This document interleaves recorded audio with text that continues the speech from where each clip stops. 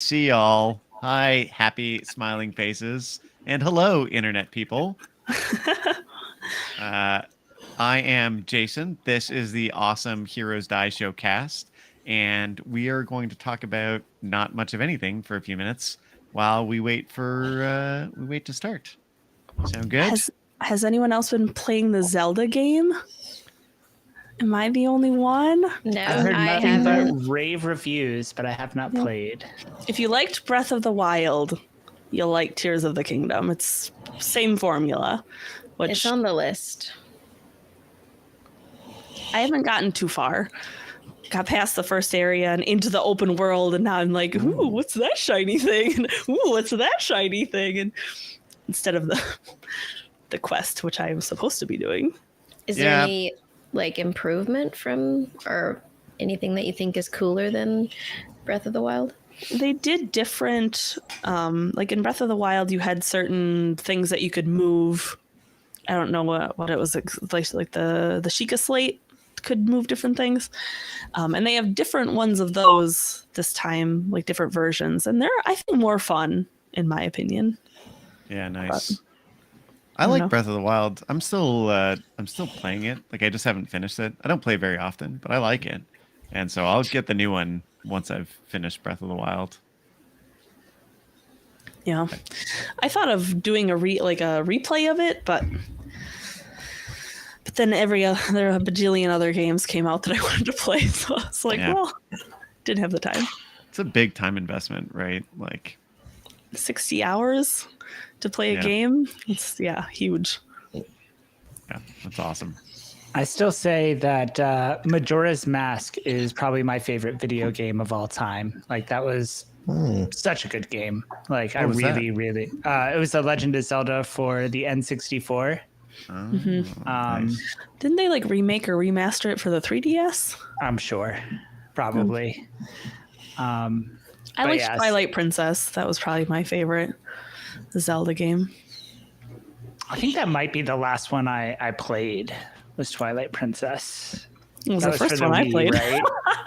I believe so.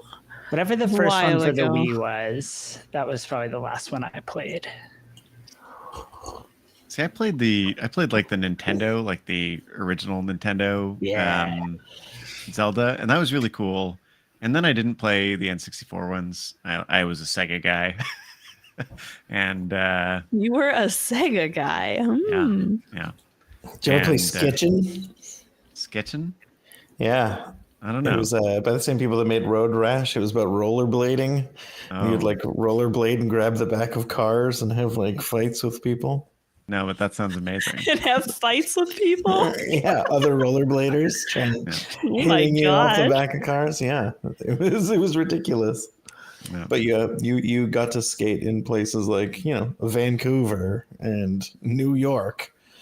Nice. And it was for the soundtrack. I played it for the soundtrack. People don't know, but the New York rollerblading scene is very vicious. Yeah, it's crazy. It's like pirates. Yeah. It's like pirates. Oh my gosh. Tortuga? I've been rewatching all the Pirates of the Caribbean movies recently. I still haven't seen them. Worth it? Like I know the first one was good, but I don't know about the others. I love them all, to be honest. If I'm even mildly entertained, I'm usually like, yep, it was a good movie. I enjoyed it. If I say I don't like a movie, it is a trash movie, real bad. Nice. There's only two I can think of that I absolutely despised. All right, it was let me know one Star Wars 8 and 9. Star Wars 8 and 9. Really? The two most recent, of the main series. Garbage. 0 out of 10. I hated them. Really? And okay. That's worst movies I've ever watched, and I've watched 6 Sharknado movies. So if that tells you anything, that's a strong statement. Yeah, there's a lot of hatred there. I was just thinking about so I want to watch I watched the first Star Wars movie chronologically, or sorry, no, not chronologically. The first from release date with my daughter the other day, and that was pretty cool. And we're gonna probably go through and watch them. But I haven't watched any of them since I guess spoiler alert to people, but I haven't watched any of them since Han Solo died. Han Solo died. You get my point. Whatever they did, I just hate. I said spoiler alert, guys. I said spoiler alert. People are like whipping their head. Honestly, if you haven't seen it at this point, like go see it, go watch it, and then you can commiserate with me that it's the worst movie of all time. I'm gonna watch them. Like I just rewatched. I rewatched Pitch Black. Has anyone seen that? Yeah, with Vin Diesel. Yeah. Okay. Classic. I love it. It's where the character of Riddick gets introduced, and it's so bad. I loved it. Like it was bad in a very fun way. Could highly recommend if you're looking for something. Franchise, it's good. And my wife enjoyed it, so we're gonna watch Chronicles of Riddick at some point and make fun of that too. And it was good. It's a good movie to watch and make fun of at the same time. Yeah, I actually liked all the Riddick movies. They're great. I did too. Well, there's a third one. I didn't know this. They made a third Riddick movie. Is there? Yeah. So I haven't seen it, but I plan on seeing. I can't vouch for that one, but it sounds vaguely familiar. But I think I probably have seen it. There's a couple cartoons as well. There's cartoons? Yeah. What? Okay. No. I gotta watch. We're now the premier Riddick canon actual play podcast, everybody. Yes. The extended director's cut bonus feature really shines on the character's motivation. If you haven't seen that, check it out. The behind the scene interviews, you get into his psyche. Yeah, next week, Vin Diesel will be a guest player. It's funny because like you're watching Riddick, or when I watched Riddick, all I could think of was this is like the worst player in the world. Like this is like the worst character. Like if they were in your D&D party, you'd be like, can kill that guy. You know what? Yeah. The sullen tough guy who's just like, I don't want to work with anyone. Like, this is a collaborative game, so you have to. Apparently he's a great D&D player. It's the word on the street. Yeah. Or the internet or whatever. That's what the family says. That's what family says. It's all about family. Oh, okay. I just realized that we had another Fast and Furious reference in there. Yeah. See, having only watched one, I don't pick up on them fast enough. But I intend to furiously devote myself to getting on that. Gosh. I think we all need to just rewatch them so that as Jason's going through them, we can act as if like we can pull all of this memory bank of Fast and Furious, and it's in reality we just watched them. Yeah. We should have a watch party. I'm open to that, to be clear. Right. Yeah. I'm so furious that we haven't thought of that already. Come join us. Should we go for bad movies or really good movies? I mean, why not both? Like, if you're gonna do a party, so though, bad it's good. That's true. If you're gonna do a party, they should be bad so you can make fun of them as they're occurring, right? Like that's the Fast and the Furious teeters between the two, like really awesome and really terrible, but it's like right in the middle, so you don't really know. Depends on the mood. Yeah. Anyway, I'm not gonna rehash my previous points. At this point, it's a saga. Like you just have to talk about Fast and Furious every time. Yeah, I love that idea. There was an Onion video that came out of a newscast interviewing the new writer for the new Fast and Furious movie. It was a 9-year-old playing with cars. And then he comes off a thing and he jumps and it does a crash and oh really? Oh okay. A new direction for the character. And then he jumps out and God, the Onion is so on it. Yeah. I'll never forget my favorite Onion article ever was just a headline. You know how they used it in the newspaper where you could find Onion newspapers around? They had just like a headline on the side and it was perverted ninja enjoys being seen. That's a good one. I used to love getting the actual papers, like when I was in school. Yeah. My favorite headline was "Free Thinking Kitty shits outside the box." All right. Well, with that, ending with some shit talk, we're gonna move on to episode 14 of Best Left Buried. Folks, are you ready? Well, too bad, because we're playing anyway. Let's go. Well, hello and welcome. If you caught that was about, whatever, some time of us just talking while we waited for y'all to show up. So thank you for waiting and being here with us. And we're going to talk about what you're watching today, which is Best Left Buried by the folks over at Heroes Die, which is all of us. So we're going to start on my left with some introduction. Oh, wait, sorry. I'll start with who I am. I'm Jason. I'm your game master, as evidenced by the little writing below me. And on my left, we have... That's me. I'm Taya. I'm playing Elspeth Pike, level 5 Artificer, half elf. That's a lot of fun. I'm here to tell you today to come join our Discord and talk with us. We love to have you. We love just to interact with our fans on the day-to-day basis. Just tell us what you're up to. Ask us questions. We love to see you. So I'll drop a link in just a couple seconds here. Take care of that. We don't just have us on the Discord. We have other things that you can go ahead and see.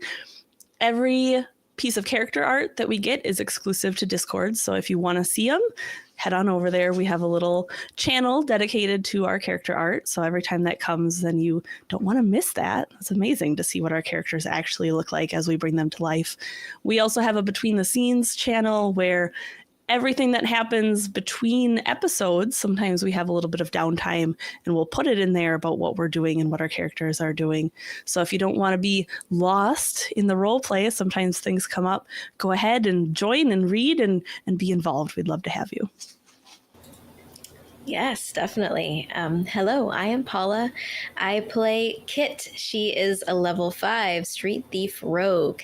And I'm going to tell you about our social media. We would love to see you over at our Twitter and our TikTok and our Instagram. Twitter is where we basically put all of our announcements. It's the source of truth for every new thing that happens. If there's any kind of change in our schedule or anything like that, anything exciting and new coming up, check our Twitter for those announcements. Josh runs that. It's really great. There's also fun stuff on there all the time. And speaking of funny, anytime we do something ridiculous on this show, I like to clip it and put it on our TikTok. So go over there and check out our TikTok for some funny little clips. And yeah, all of those are at Heroes Die Show, @ Heroes Die Show. And we'd love to have you there. Thanks. Hello, I'm Josh, and I'm playing Zagrin Beltune, the Hexblade Warlock. And I want to tell you about our Patreon. And this is an opportunity to bring cool stuff to your table and help us bring cool stuff to our table. All of the cool ideas that we have rattling around in our head for things that we want to bring to the stream, unfortunately, do take money. And if you want to help get those to those streams, to our stream, check us out, patreon.com/Heroes Die Show. Link is in the Discord and should be below as well. And we don't expect something for nothing. So we offer every month. There will be some awesome stuff that you can use at your table, whether you're playing a 5e game, a one-shot, whatever you want to do. We're going to have something for it there. And new stuff comes out every month. So like I said, if you want to bring cool stuff to your table and help us bring cool stuff to ours, it's not required, but always appreciated. Go to patreon.com/Heroes Die Show. And we also have on there a discount code. And what does that discount code do, Mike? It gets you discounts on fantastic things at Big Cartel. Fantastic things like these mugs that we all drink from. Ooh, Jason. Yeah, head on down there. There's other stuff. There's hats, there's sweaters. I think there's a keychain or so. But yeah, swing on down, check it out, and we appreciate everything. And it's great to represent your favorite group here as we destroy monsters together. And I apologize, Mike. My segue was so good, I didn't give you really a chance to introduce your character. If you want to tell us who you'll be that's playing. right. Yeah, I'm going to be playing Seleus, who is a level 5 drow shadow monk. And he kicks ass and does weird things. in and I was gonna private. say, we don't just kill monsters; we kill inter-party relationships as well. That's true. That's true. Just kidding. I'll kill lots of things. It's fantastic. Mhm. So, folks, everybody, great, absolutely great intro. If you'd like to learn more, there's an About Us section down below here, which will tell you, guess what, about us. So check that out, and you can find all those links there. And of course, you can always hit us up in the Discord if you want to talk more. So with that, we're gonna go and play our amazing intro video, and we'll see you on the backside of that. So be right back. Ah, old friend, you're here again. So glad you could stop by. Come, sit a while and let's begin. The tale of heroes die. In distant lands are stories made with villains most despised. A tale of magic, strength, and blade, of camaraderie and lies. It's one I know quite well, you see. Perhaps you'll find out why. The legends and the histories remember. Heroes die.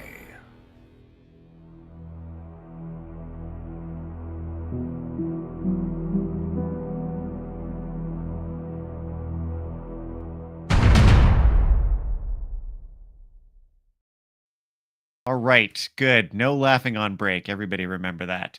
So, folks, we are back. You are joining us for episode 14 of Best Left Buried. When last we left our heroes, they had gone through the emotional and metaphysical gauntlet that was this house of horrors, this little house of horrors up on the hill. We started with the party exploring the upper. Oh no, sorry. We started with the party in an office building with a number of vampires, quite literally pinned to the wall, and they dispatched them before vampires were able to cause them any harm.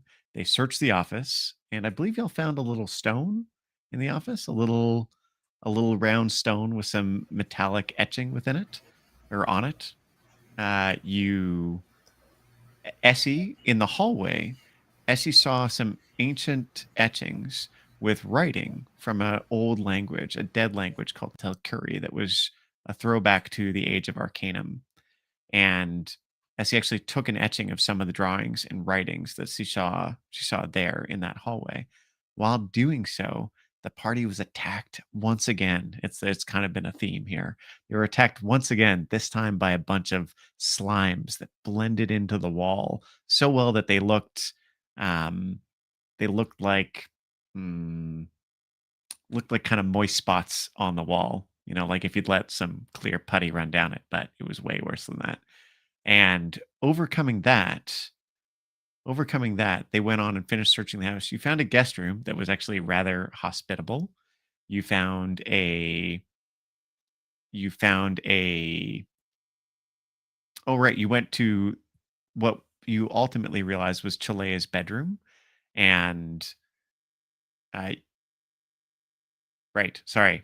You went to what ultimately was Chilea's bedroom, which had this really gigantically huge bed, right? Not big enough for the actual giants outside, but pretty amazingly large, right? And seemingly very comfortable, with the ghost of Chilea laying in it. As you disturbed Chilea, at first she seemed really unstable mentally, and you were attacked by a number of other specters and shadow creatures. After you dispatched her, or as you were trying to dispatch her and the things that came out, she disappeared and seemingly had gained some sort of influence over Essie and was on occasion changing Essie's actions.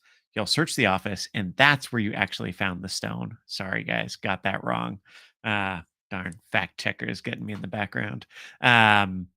You searched the office and found the stone. You also found Chilea's journal that seemed to be a dream journal that detailed some of the things, some of the visions that she'd been having.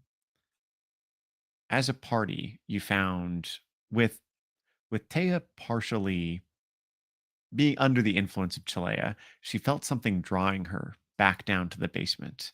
And the lot of you went back through the house and found your way to that last room in the basement, going down that last hallway that y'all were initially reticent to go down. As you finally crossed the thin ice to get into the other room with basically no incident, which disappointing for the DM, but you win some, you lose some. You found this last room in the basement that looked like it was some kind of dirt floored dungeon. In the center of the room was Chilea's body laying there, chest ripped open, and a creature inside it. During that interaction, actually, Essie and Kit had a bit of a tussle, and in the midst of that, Essie became convinced that the spirit of Chilea had left her and had entered Kit.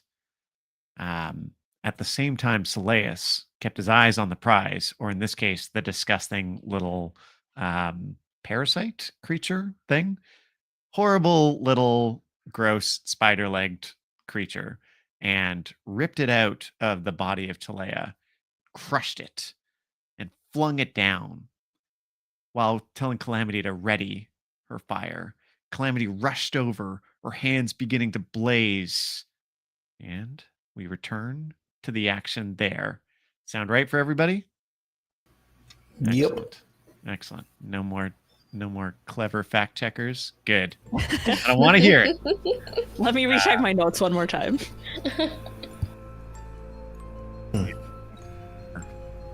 Leans over this figure and waves her hands, and a powerful fan of flame comes out, crisping this thing, like are charring this little body. You see the thing shrivel up, its little legs crunching in tightly like a bug that's drying out or being burned. You look around the room. Things seem normal for the moment. Kit and Essie, you were talking. I think it's more like, Kit, give me my bag. I need it. I'm sorry. I didn't know. I didn't know if it was you. Bark. It's me. I promise. All right, but you took the gun back. I didn't. Essie didn't do that. It was Chilea. Speaking of, how's your head right now? Hurting? I feel a bit. I don't know. I think I'm just tired. I don't. Did you give me all of my stuff back? Yes. Yeah, I'd say so. All right. I'm just gonna slowly put my bag kind of situate it and start putting all my tools back on. As you begin this, Kit, you feel this profound sense of sorrow and loss come over you as you look at the body of Chilea sitting there. You also feel confused.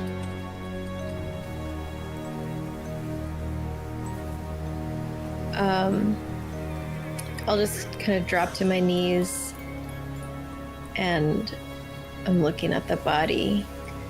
Do I still have a headache as well? You do, yeah.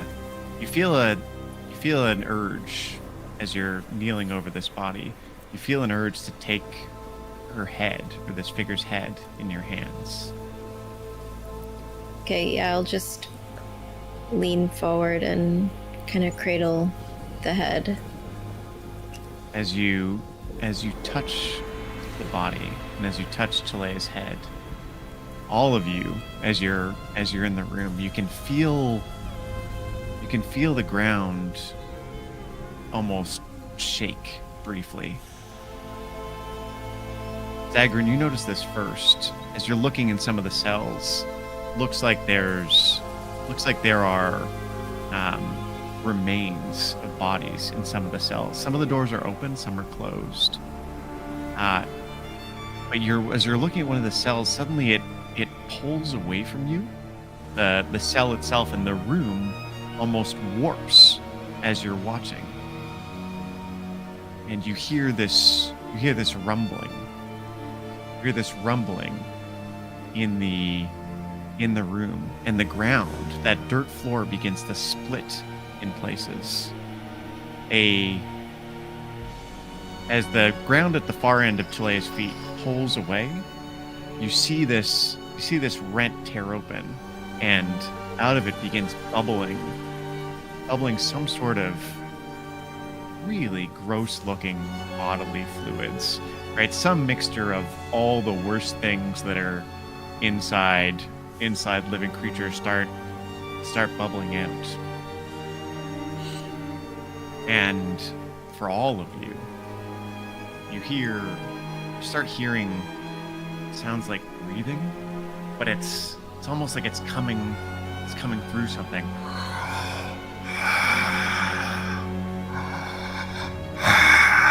Being heavily filtered.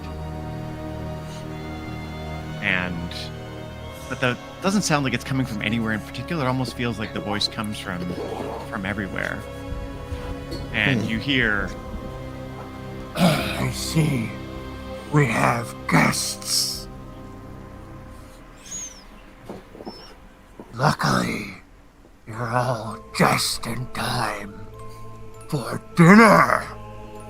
And with that mound of pus begins to bubble and boil.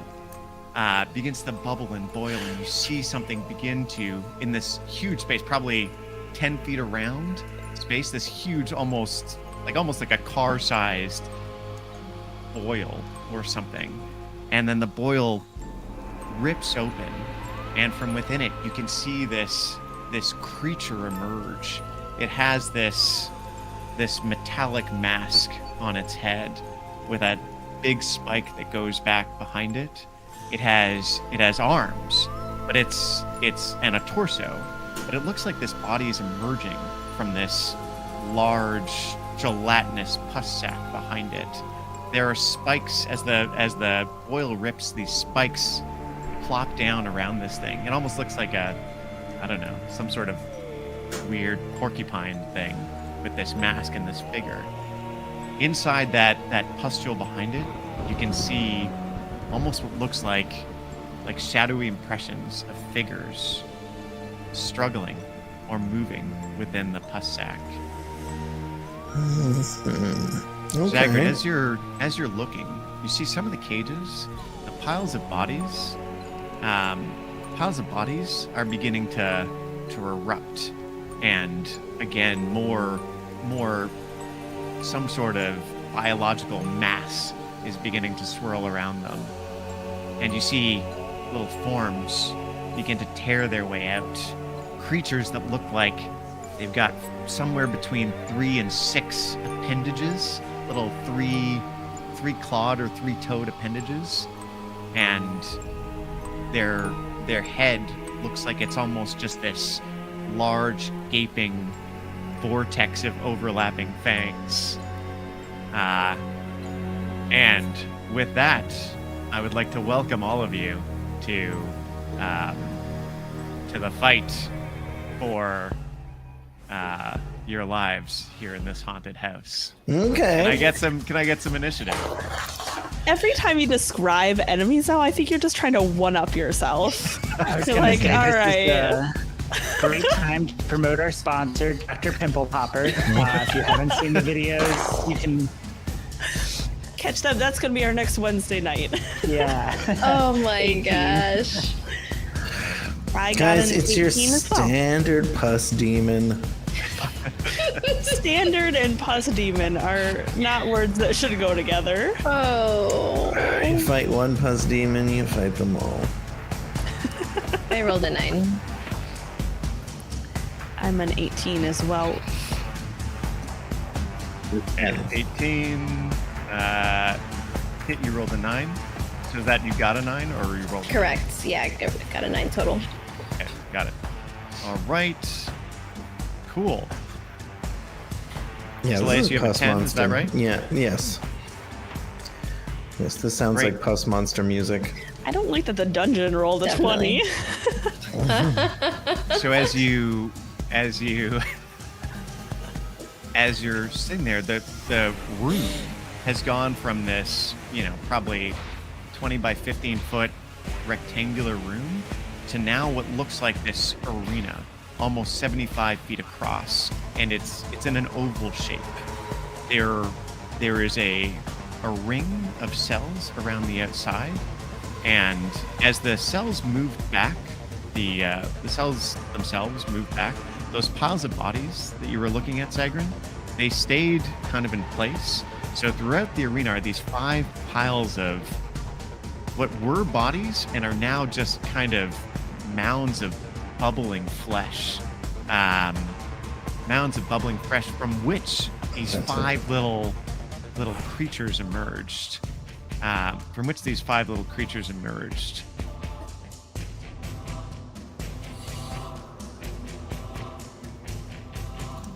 Let's get popping. We're gonna get popping. Stop. Don't worry about it. Oh, get popping. Jesus. Wow. Take inspiration for the grossest joke of the night. Oh. All right. So the ground in the arena, or in this dungeon, begins to tear open. I'd like each of you, or you know what? I'm just gonna roll a d4 and I'm gonna see who has this. All right. So, Kit, you feel this huge wave of disorientation roll over you, right? As you touch this body, you could see a number of different visions flash through your head, different times, different places, different experiences. You saw people you knew, people you didn't know in different states, right? You saw Jack successful and prosperous, but you also saw him dying at the end of a drow spear, right? So a lot of conflicting things. But as you come back to consciousness, the ground beside you is ripped open and a jet of flame has burst out. I need you to roll me a dexterity check.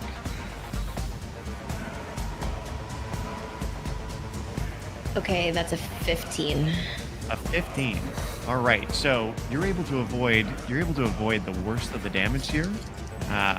You're able to avoid the worst of the damage, but you can use, if you have evasion, I think you can use it to mitigate the rest of this. Yes, I have uncanny dodge. Oh, so I don't know if that works yet. Yeah, so never mind. You take Okay. You take effectively 3 points of fire damage as you duck out of the way. Okay. All right. So first that rips open.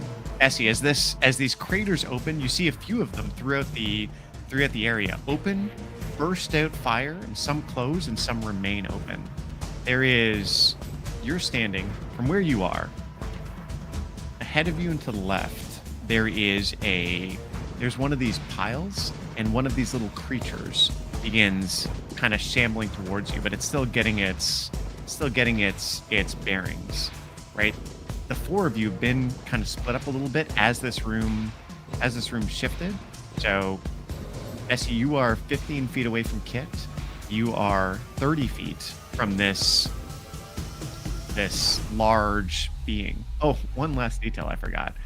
It has the being in one of its hands is carrying this large membranous sack, right? And you can see some severed heads bobbling around inside the sack, and it's pointing out at you, actually, Essie, right now.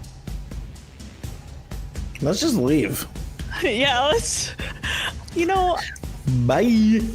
I think I would actually rather face this creature than go back through the ice. If I'm being perfectly honest with you.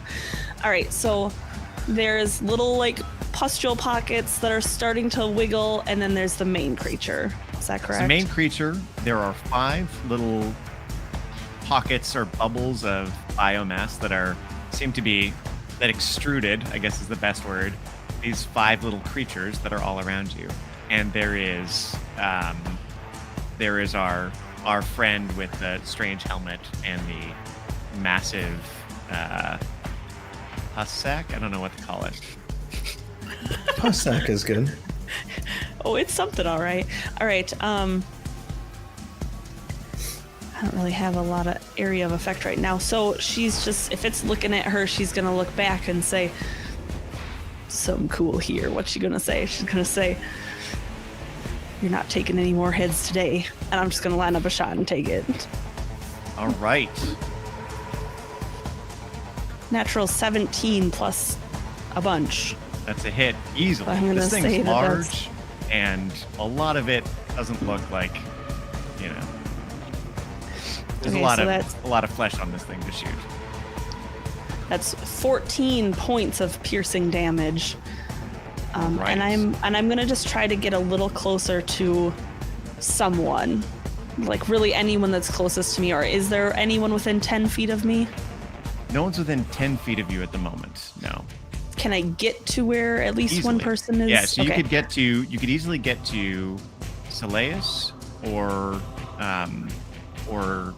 Kit. Zagrin at the back is with Calamity.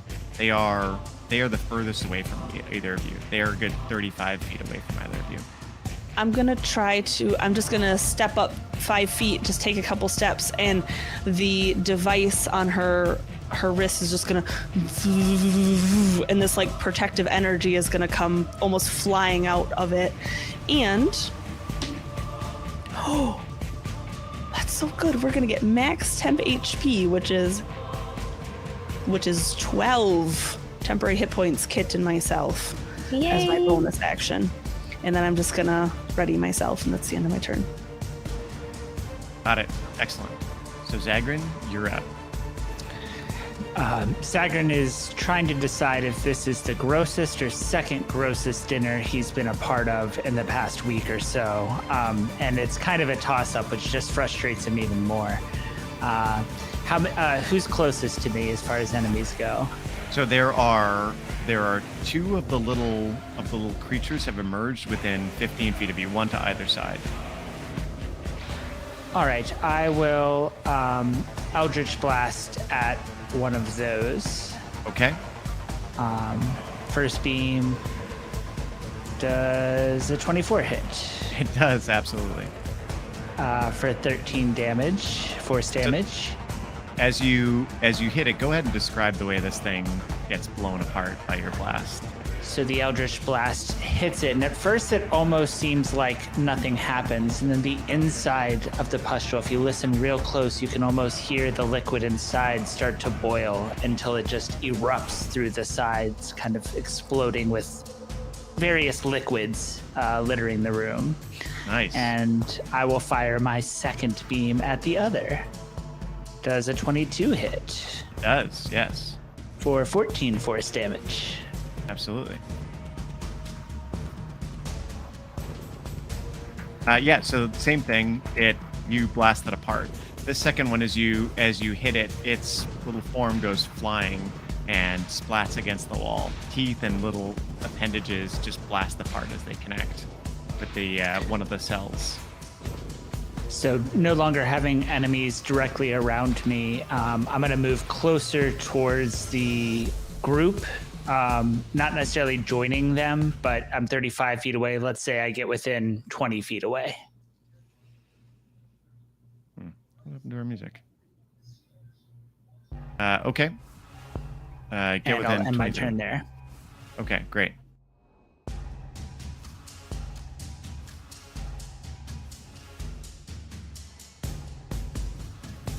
I think this is officially the most disgusting monster that we've fought. But I feel like I need to start rating monsters just based on disgust level at this point. Like I think this is at least an 8 out of 10. Okay. All right. If we ever commission monster art, we should start with these guys. Yeah, we should. All right. So Calamity, unsure of what to do, turns and fires a little firebolt at one of these things. She hits it, and it burns just down to cinders. And is dead. Now the thing. So this giant, almost slug-like creature begins slowly moving forward as you can see the whole body shift with that figure on top just being pulled forward, like rocking back and forth as he moves. It moves closer to you, Essie and Kit. It moves closer to you, and as it does so, it reaches down with its other hand and it just scrapes it along that sack, that big thing of pus behind it.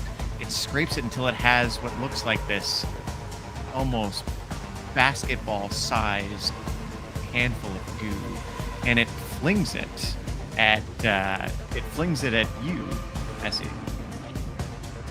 I don't want what you're selling. Take it back. That's a 10. So the glob lands, like you duck under it, and it lands down below, and it just splatters. And where it hits, there's this sizzling mass, and it's just sitting there in this sticky pile of oozy something or other. But it seems pretty gross. It then repeats the same thing again and flings it like really quick. It does the same thing and flings again. This time it's gonna fling at you, Solaeus. That's a 19. We can't hear you. 19 is my armor class. All right. So it hits, and you take 12 points of acid damage. I need you to make a strength saving throw, please. As it hits you, you can feel the acid burning away at your skin, and it sinks down to the ground, and you find it's hard to pull yourself out of it. Can you make an effort to pull yourself out of it? Oh! 21. So you step free. You could feel this thing sucking you in, but you're able to step free, and it doesn't, right? But you get the impression that you would have been held tightly there if you hadn't been able to move out of the way. Similar to mucus.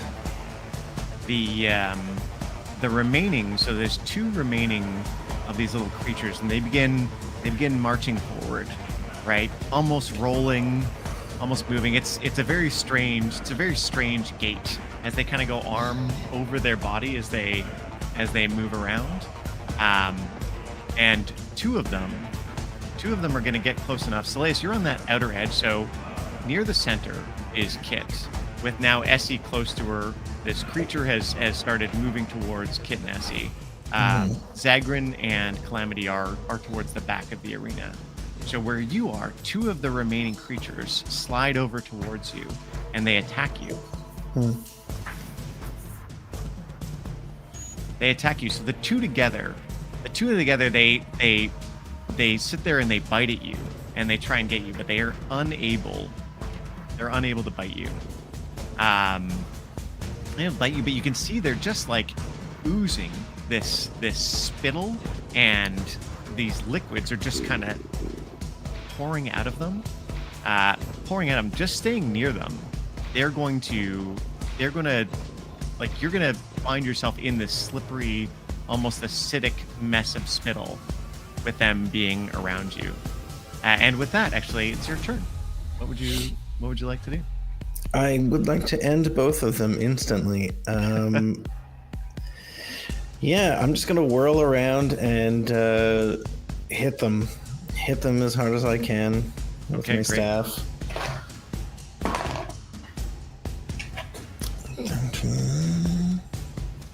I think our next sponsor should be Mucinex at this point. Let's get one sponsor first, and then worry about it. Fair enough. Please give us money, people. It's the internet. Companies, 21, not humans. 21 and a 24 to hit. Nice. Yeah. Okay. So your first hit with the 21 hits. So you hit one of these creatures. Folks at home, we're using the rules for minions from the upcoming MCDM, Bleed Mortals book. Check it out. It's pretty cool. Not sponsored, but would love it. And So there's going to be some kind of interesting things happening with these creatures. So go ahead, Solaeus. Sorry. Roll your damage? Right. Keep forgetting if it's a +5. Yes. So 10 on 1. Okay, so the first one, you hit it and you kill this thing. So you hit it, it goes flying, its broken body moving back towards that pile of bodies from whence it came. And a 9 for the other one. 9 damage on the other one. Yep, same thing. So you turn, you give it an elbow, and it just crunches down underneath. Quarterstaff. The one that landed 2 quarterstaff shots. Oh, sorry, quarterstaff. Bad. Whoa, Sorry. whoa, whoa, whoa, whoa. Bath. Like I'm rowing through them. Yeah, you crunch these guys down. The one that landed back on the body pile, you see it it almost begin to dissolve into that mass from which it came. Anything else for you, Solaeus? Yes. I am going to move over to Zagrin. Okay, so Zagrin's a ways away. So you're going to move about from where you are. It's about 30 feet. Yeah, I didn't move this turn. Yeah, no problem. You've got plenty of movement. Yeah, I'm going to move over to him. Deftly stand in front. Great. Put my quarterstaff out. Good. Sure go. Okay, so there's the big guy left, right? That's it? There's the big guy left. That's it. Okay. And he's how far from me? He's pretty close. He's about 15 feet in front of you. Okay. Am I still kneeling over the body? You are. Yeah, but you can spring up easily. You're not Okay. going to count as prone here. Actually, okay. wait. This is a good point. As you look up, so Kit, you're sitting there holding the hands. You duck away from the burn, and you look over and you see this creature, and you are filled with this unbelievable rage. Your muscles are twitching. You're shaking. You look at your hands and you're actively shaking. And you want to rip this fucking thing to pieces. What do you want to do? Okay. Do I feel an overwhelming sense of like wanting to actually tear it apart with my hands, or is it more so I just want to cut it, chop it Okay. apart, get in there and fucking kill this thing, but relatively up close and personal. Like, Okay. I will jump up and grab my key, which instantly changes into the blade, and I will just sprint up. Never to felt this. such a strong rage before in your life. Ooh, I will sprint up to this guy and Kit, remember, 10 feet in the bubble. Oh no. she's just gone. And Kit, I will. as you move forward, you find yourself, and the rest of y'all can see this. Kit is moving unnaturally fast. You are effectively under the effect of the haste spell, right? So you gain 2 to your AC. You have advantage on dexterity saving throws, and you get an additional action on each of your turns. Whoa, amazing. Okay, I will sprint up to the slug man, and I will take a slash. Just like as I'm running up, I'm just gonna slash with my dagger. Yeah. And oof, that's not great. That's a 9 to hit. 9 to hit, you miss. You miss. So you're trying to get in there and slash at it, but there's so many of these quills or these spikes coming off of it that you're unable to get in without cutting yourself. You realize that if you're gonna hit this thing, you're gonna have to take a poke from one of these spikes. Do you want to try again? Yeah, I will just in my anger, I'm just gonna and slash again, but more like getting in close and jabbing into Commit a little harder. Yeah. That's a natural 1. Nice. You're close, but as you go to stab, you stop and you feel your body gets seized, and you just let out this unbelievable scream. And you let out this unbelievable scream, and you find you haven't struck when you wanted to. Inside you can feel the anger, and you realize now this anger belongs to Chalea. She sees this creature as the source of her end, and she is fucking pissed. All right. Can I use a bonus action to disengage? You use your bonus action to turn the key into a dagger, unfortunately. So that moment of transforming it was that. Gotcha. Okay. Then I'll be chilling next to Big Slug Guy. Yeah. All right. So you see, once again, so let's recap the round here. You found yourselves in the middle of this. Suddenly the room changed around you, and this voice was coming from all over. You saw this terrible scene as these horrible creatures, whatever they were, began to emerge from piles of biomass in bodies, and then worse, this giant slug demon thing, right, with this man on the front of it, came out. The ground ripped apart. A few jets of flame came up. This time, as you're preparing to move again, each of you, the ground begins to shake violently, and cracks begin to spread around. I need all of you to make a dexterity or athletics check, please.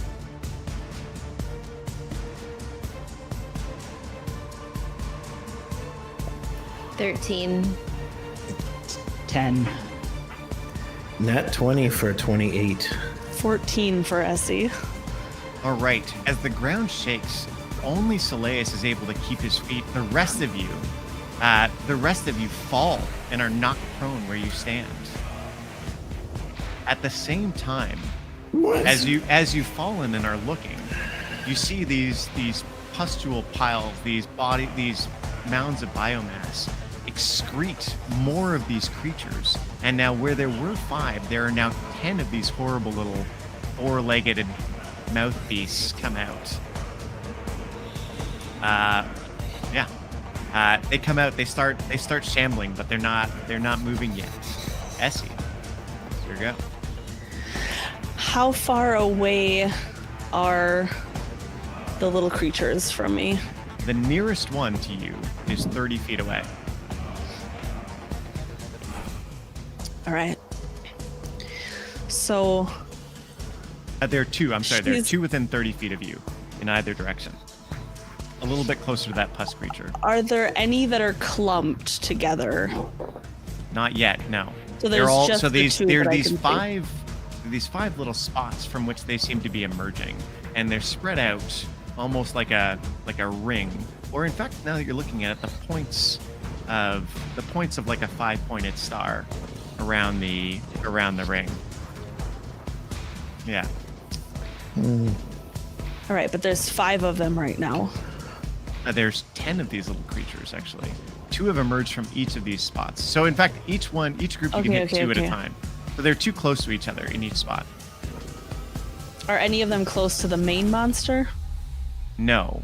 A little bit about minions. If you were to shoot one and do enough damage and there were 2 in a row, your bullet would carry through and kill the one behind it. Right? So there's one spot where with a quick move, you could line up a shot on 2 of these little bastards if you want. But no, none of them are close enough to this main thing, who is now only about 20 feet away from you. Yep, I'm thinking, but I'm not thinking fast. Okay, so again, this round. Yep, she's gonna. Zagrin, you're in the pipe, by the way. Yep, so she's just gonna take she's gonna try to take 2 out. She's gonna try to line up her shot to take 2 of these creatures out. Great. At once. natural 15 plus 8. Yeah. Roll that's my a lucky hit. d12. Oh, that's pretty good. 10 plus, so 15 points of piercing damage Yeah. from the musket. Yeah, so your shot is going to go through through two of these little bastards. So you line up your shot off to the left, you look up, pull your rifle out, pull the trigger, and this bullet rips through two of these things, and they fall right in place where they were. Nice shot. I'm gonna. She actually. I would have said that she would have gotten up. Like, Yeah. she would have Yeah, absolutely. almost like used the butt of her musket to lift herself up before she makes that shot. Can she get, with 15 feet remaining that she can move, can she get within 10 feet of Kit again? Absolutely. So Kit's 20 Okay. feet ahead of you, or 15 feet ahead of you right now. So you can get Okay. right up beside Kit and beside the monster. Or Nope, you can. I don't want to. I just want to be within 10 feet because I want my protective barrier to go over her problem. again. Absolutely. But so as she shoots, she's walking forward as she's shooting, and then this protective energy is gonna the wave is gonna come off again, and that's gonna be not so great. 9 points of temporary hit points for Kit. She's gonna say, "Kit, I don't think you should be up there by it," and then that's the end of her turn. Zagrin, you're up. Soleus, there's going to be some stuff, and then you. Zagrin stands to his feet, kind of collecting himself for a moment. How far am I from the big monster? From the big monster, you were about 20 feet back from Kit Nessie, so you're 40 feet away. 40 to 50 feet away. Okay. That being said, I'll there's a move- number of obstacles in the way, so if you want to get there by the shortest route, you're going to have to jump one of these flame pits, or one of these pits, and they do seem to periodically be erupting in flame. So that Okay. more circuitous route will take you longer. Okay, I will take the safer route. How close can I get to the monster taking that route? You can get within 30 feet of it. Perfect. All right. Oh, sorry, no. You only have 15 feet of movement. You can Yes. get within 45 feet. Less perfect, but let's roll. So 45 feet away, that's still within Eldritch Blast. So almost cracking Liramnor like a whip. 2 beams are going to shoot out 2 green beams towards the big monster. Great. 21 and an 18 Those both hit. for 12 and 14 for a total of 26 force damage as the 2 beams connect with the mass. Yeah. The 2 beams crack into it. Kit and Essie, you're right there. You can see these like splashes of this ooze just come flying off this thing where the beams connect with it. Anything else for you, Zagrin? No, stand there looking menacingly at the mass. Calamity, unsure of what to do, moves towards one of these mounds, and once again, her hands erupt in flames, and she blasts out at these creatures. So, nice. Hold on. I've got it somewhere. There we go. Yeah, great. Great, so she turns 2 of these little creatures to just charcoal dust as the flame emerges. And you can see that mound behind her where she burned it, it begins to char and shrink as the flames hit it. See less ooze coming off of it, although it doesn't look like it's entirely destroyed quite yet. And that's Calamity. The creature, it lashes out at you, Kit, with one of its arms, and it attempts to grab you and pull you onto one of its spikes. So that is a 24 to hit. Absolutely. So it grabs you and it pulls you onto the spikes. You're gonna take 11 piercing damage. On top of that, the spikes are covered in some sort of grease, and you can feel as the spikes pierce through your chest and your shoulder and a little bit into your belly. You can feel this poison leaking into you. I need you to make a Constitution saving throw, please.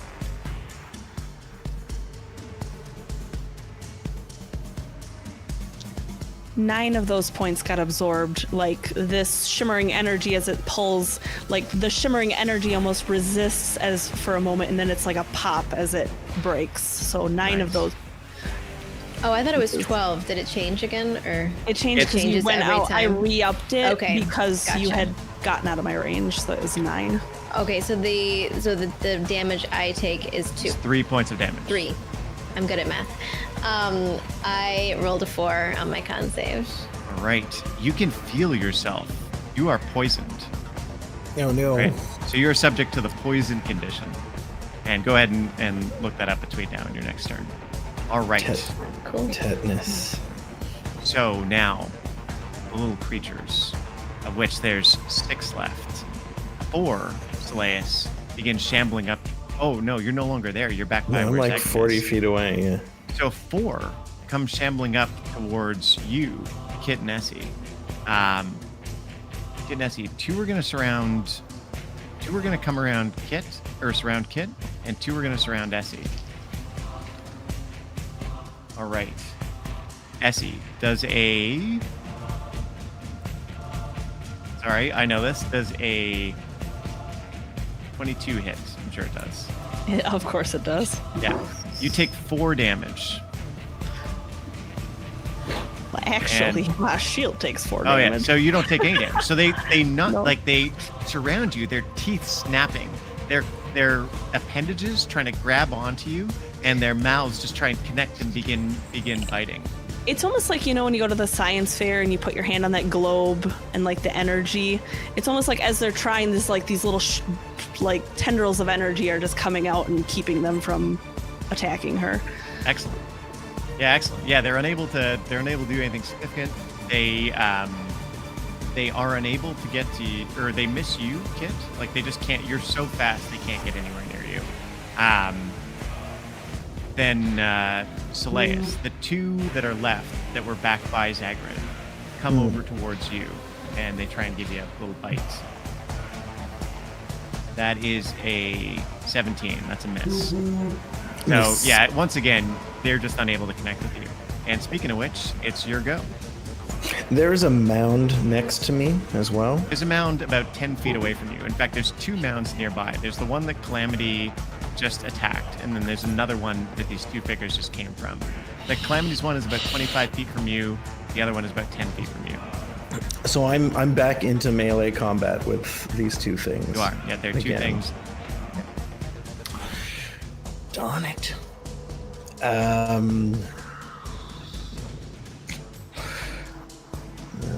Let me see. Damn it, I wanted to move. Well, I'm gonna fight these things because I hate them.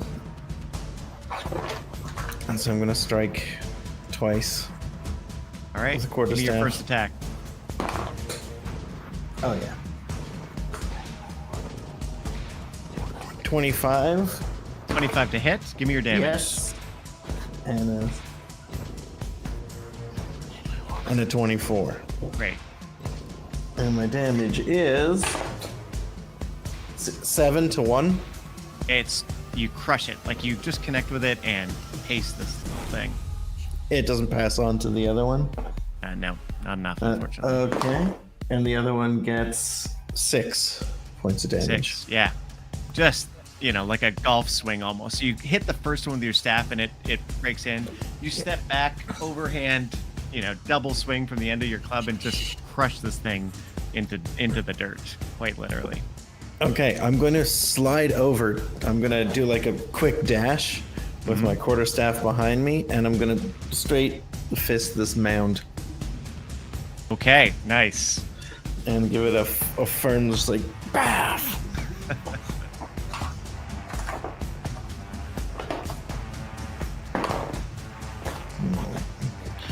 Not so good. 18. 18 hits. Yeah? All right, baby. 10. 10 damage. So you feel your fist sink in deeply with this wet thud, and a bunch of the mass in there like spreads out and gets split around. But it is not finished. It is not finished. All right. So we find ourselves now on Kit's turn. Kit. So is Kit still prone? Was Kit prone before? Oh, yeah. Yes. Okay. And I'm still next to. Yeah, so you're surrounded by these things, and you're prone, and you've got this ooze creature right in front of you. The thing inside you, that feeling that you get, is still a burning rage to kill this figure. As you're looking up, you can see this large, on the torso, you can see this large distended belly with almost like little things, like you can almost see like a hand or something poke out of it as it moves and looks down at you. The face tilts down, and you can see behind the mask these glowing red eyes, and you can think you really, really want to kill this thing. Okay. So she's gonna stand up from prone, like she's gonna do that thing where she like does a backwards somersault, and then she like lands in this like 3-point. Easy. And then she's going to just take her blade and just kind of do like a gutting motion up into the flesh sack. Thing. Yeah, the flesh sack. And I have disadvantage, right? Because I'm poisoned? Yes.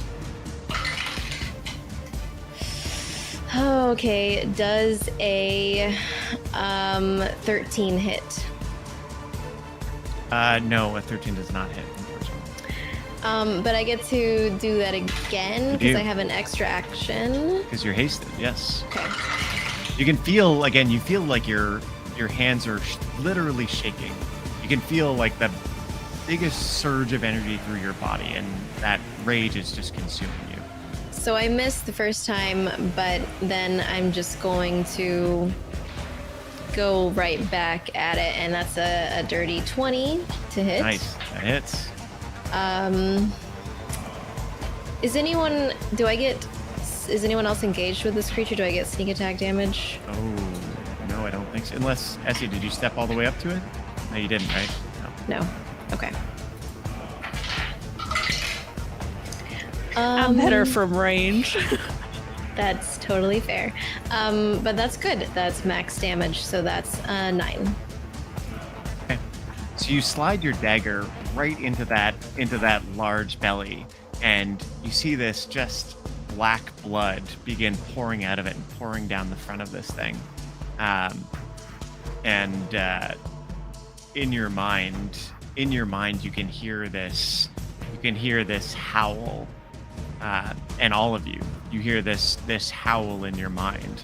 It seems like it's a mix of pain and rage, and you can feel in it almost a sense of hunger. This thing is hungry for all of you. Oof. Question. Because we're so delicious. Okay, I think I'm not used to having uncanny dodge, but the last time when I took the poison damage, could I have halved that? You could have the attack damage. Yes, you could have the 12. Okay, but it didn't matter because I had. Oh, it did matter. Well, I had the shield, but you could change it so that you didn't take any hit point damage. You could erase that 3. You could have halved the damage and then. Gotcha. Okay. And then, can I use my bonus action to disengage? You may, absolutely, yes. Okay. I'm gonna do that, but I'm not going to run away. Am I technically engaged with You're engaged with 3 things right now. Two of these little creatures that are just leaking spit and other strange fluids out of their mouths. Like, it's almost like they're always throwing up a little bit as they sit there. Gross. So gross. Delicious. But I can only disengage from one, right? No, Is that once correct? you disengage, you disengage for everything and for the rest of the round. Oh, that's amazing. Okay. Run. Get out of there. Okay, so since I'm disengaged from everyone, do I feel still compelled to stay, or would I You feel be compelled able to stab this thing, but you don't feel like you can do anything you want. You just you're gonna want to come back and stab this thing more. Gotcha. I will run towards Essie. She's only 5 feet back from you, so she's right there. Or 10 feet back. Okay. Well, then I will run. I'm trying to picture where everyone else is. I just want to get away about like 15 feet away from this thing. Okay, no problem. You can very reasonably do that. So you get a just little bit run, behind Kit. Do you mind if you're engaged with the little little bitey things? They're close enough to touch you. Or you want to be clear of everything when you I'd start like to your be turn. clear of everything. No problem. Yeah. No problem. And yeah, that I'm just going to like kind of shake my blade off of any of if there's any mucus on there, and yeah, that's my turn. Yeah, no, it's coated with this black, sticky blood, almost like tar. So as this time the arena, you see the creature. He pulls up his hand, and he holds the black blood, and he just squeezes it, and he looks over at Essie, and this black beam comes down from the ceiling, which you now see is about 70 feet above you. It's ridiculous, right? It comes down and it tries to land where you are, Essie. I need you to make a dexterity saving throw, please. Use my lucky D20 for this. All right, that's not bad. 16. Okay, so you're able to dodge out of the way. So you only take 5 necrotic damage as this beam, it just barely gets you, and you can feel the strength all out of your arm as it does. Actually, my Tesla energy comes off and just deflects the necrotic energy. Nice. Doesn't shatter yet. At the same time, you see those mounds. You see more creatures crawl their way out of the mounds, and 5 more of these things have pulled their way into the dungeon. And they're getting ready to move. Speaking of which, so last round, let's recap a little bit. Sorry about that, folks. You found yourselves, Essie was able to, she fell over, but she stood up, took a knee, shot, killed 2 of these things at once, 1 bullet. Amazing shot, right?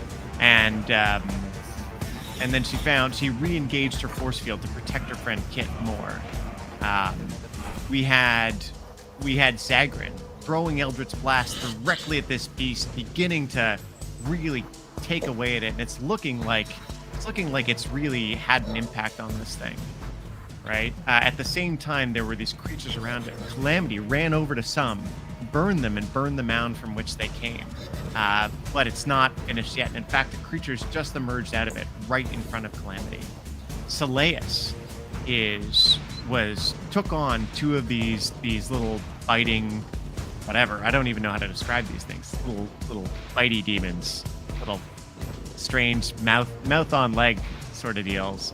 So he was able to smash 2 of them solidly, and then connected and hit one of these mounds. But both the mound that you attacked and the Calamity attack are still there, although they're looking like they're much worse for wear. And then Kit, last but not least, was able to stab this thing in the gut and then move back. And with that, actually, sorry, I forgot. When you do stab the thing, your shield, if there's any left, your shield, as you get in and get the stab in, you're unable to do it without taking more of these spines into your torso, and you took an additional 7 piercing damage when you stabbed it. Okay. All right. I didn't have any more shields, right? Or You did had I? 3 more shield I had left 3 more from what shield, okay. from what Tay had given you. Okay. So it's my turn, right? It's your turn, Essie. So are the four of the little creatures are nearby within 15 feet, and the big creature is within 15 feet as well? Yeah. Seeing herself surrounded, Essie's musket is up but not pointed directly at something, and the runes start to light up on the side, and this almost like vibrating, humming energy starts, and the musket actually, like, the pieces almost come apart and float in the air for a moment before this boof as they like slam back shut and a shock wave comes out, and I'm going to cast Thunder Wave. Great. And because I'm using this, I get an extra D8 worth of... That's a lot of damage. Okay, 2 8s and a 7. So that's 6... 23 points of thunder damage to... Nice. Actually, they all have to make a con save. Yeah. And if... of DC 15, I believe. The little creatures, the two that were by you, are both blasted to bits. Of the ones that were by Kit, one of them was blasted away, but the other seems to have been able to cover behind this slug demon thing, and wasn't impacted. The slug demon itself weathered the shock as best it could, but it is now looking. Did it succeed in its save? It didn't get pushed or react in any way. Okay, that's what I was going to ask. If it fails, it gets shoved back 10 feet. And then she's just like, as her musket snaps back into place, she's just continues to hold it, and she's going to just take a shot at the main creature for a 16 to hit. 16 hits. All right, here we go. That's another additional 10 points of piercing damage. No, just kidding. I can't do the shot. I already did Thunder Wave for my action. I don't know what I'm doing. I'm crazy. So negate that. Okay. And then instead, I'm so sorry. I'm so stressed right now. You're doing great. And then just her protective energy is going to come out again and do... I restore 11 temporary hit points, and I'm going to start backing up. Nice. So you and Kit each receive 11 temporary hit points. Only me. I don't think Kit is within 10 feet of me. She is, yeah. Absolutely. Oh. Well, if she's within 10 feet, then yes, she gets 11 temporary HP again. Yeah. Zagrin will likely, if he keeps moving, Zagrin will do the next turn also. Because Zagrin moved a fair bit closer last time. Okay, that's the end of my turn. Great. Zagrin, speaking of which, man of the hour. I'd like to move closer towards Essie and Kit towards the monster until I'm within 30 feet of the big monster. Okay. Yeah, so you're able to do that. You're able to do that very quickly, and at this point, you're in the same area as Kit and Essie. Perfect. So 11, you said temporary hit points. Mm-hmm. Cool. All right. So within the barrier. I think that won't happen until next turn, right? Yes, I think you're right. I think as it goes off. There. Yeah. Mm-hmm. Yeah. Got it. Okay. So Zagrin gets closer towards his allies and kind of whips Lirimnor again, and purple spores float off and land on the big monster as I cast Hexblade's Curse on him, or on it. And then I'm going to Eldritch Blast it again. Ooh, for a critical hit for the first beam. Nice. Get on it, Zagrin. Wait, I can't cheer for Zagrin. I'm mad at Zagrin. For 10 force damage for the first beam. Nice. Second is a 16 hit. Yes, it does. For another 14 force damage. Nice. Oh, I'm sorry. Add another 6 to that for the Hexblade's Curse. Yep. Okay, great.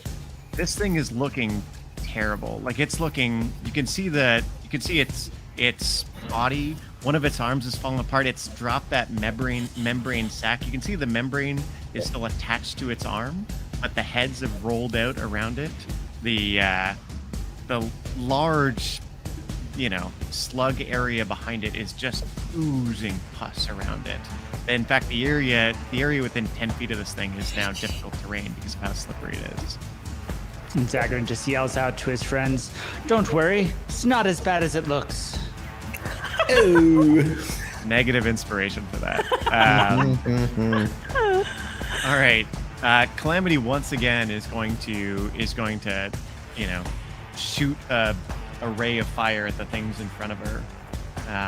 Shoot an array of fire at the things in front of her, but that creature that was there ducks out of the way, or ducks under her hands. She does, however, finish burning that little stump, that little pile of bodies, and you see it just crisp down to nothing. So one of these piles that seems to be emitting these things looks destroyed. All right, speaking of which, it's Sluggo. So that's not his name, but that's what we're Slug, gonna go call him. away. That's what we're calling him colloquially. Once again, now he takes both his hands and he scoops up slime and he flings one at you, Zagran, and one at you, Essie. So that's an 18 to hit Zagran. Hit. And that's a 27 to hit Essie. Oh no, it doesn't hit. Yeah, of course it hits. You're welcome, guys. All right, so Zagran, you take 9 acid damage, and I need you to make a strength saving throw as you try and pull yourself free of this thing. And Essie, you take 12 acid damage, and I also need you to make a strength saving throw. 5. That's your roll. So you're stuck. My roll was a 7, but I got a 5. You're this thing, like this pus, this thing that it's got, like grips you in place, and you are unable to move. You are effectively restrained. I got a 9. First of all, her protective barrier, it takes most of the brunt, and then it just shatters, and she takes the additional 1 point. But then, yeah, I rolled a 9. Once again, this slime that hits you coats around you and is so thick and hard that you are restrained. Neither of you are able to move freely. I don't like that. These little creatures, one of them attacks Calamity. Soleus, there's one by you. It attacks you, and it misses. So one came out of the mound? By you, yeah. Fucking... And then the other 3 towards the front come down towards your group, and the other 4. So there's one already by you, Kit, and the others come in. So 2 of them come after Kit, and 2 of them come after Zagran. So Kit, that's a 20 to hit you. You take 4 points of damage. Okay. And, Can I? Oh, sorry, No, wait. So for uncanny dodge, I can use that only once once per round. per round. So I'll just take those. Okay, great. Soleus, you're up. Kit, you're in I the still fight. have my 10 hit points. Okay. Okay. I'm gonna turn. I'm gonna see everyone covered in slime. This sluggish, nasty thing, almost dead, lurching forward. I'm not gonna waste time on this mound. I am going to charge this slug jerk, and basically like leap into the air and run as far as I can, right to the edge of the difficult terrain, leap into the air. So you're gonna have to use all your movement and a dash to get to it. And a dash? No, I'm not more than... You're all the way at the other end of the arena, actually. Oh, so you're okay. you're now the furthest person from this combat. You and Calamity are the furthest people from this combat. So I won't have an combat. attack? No.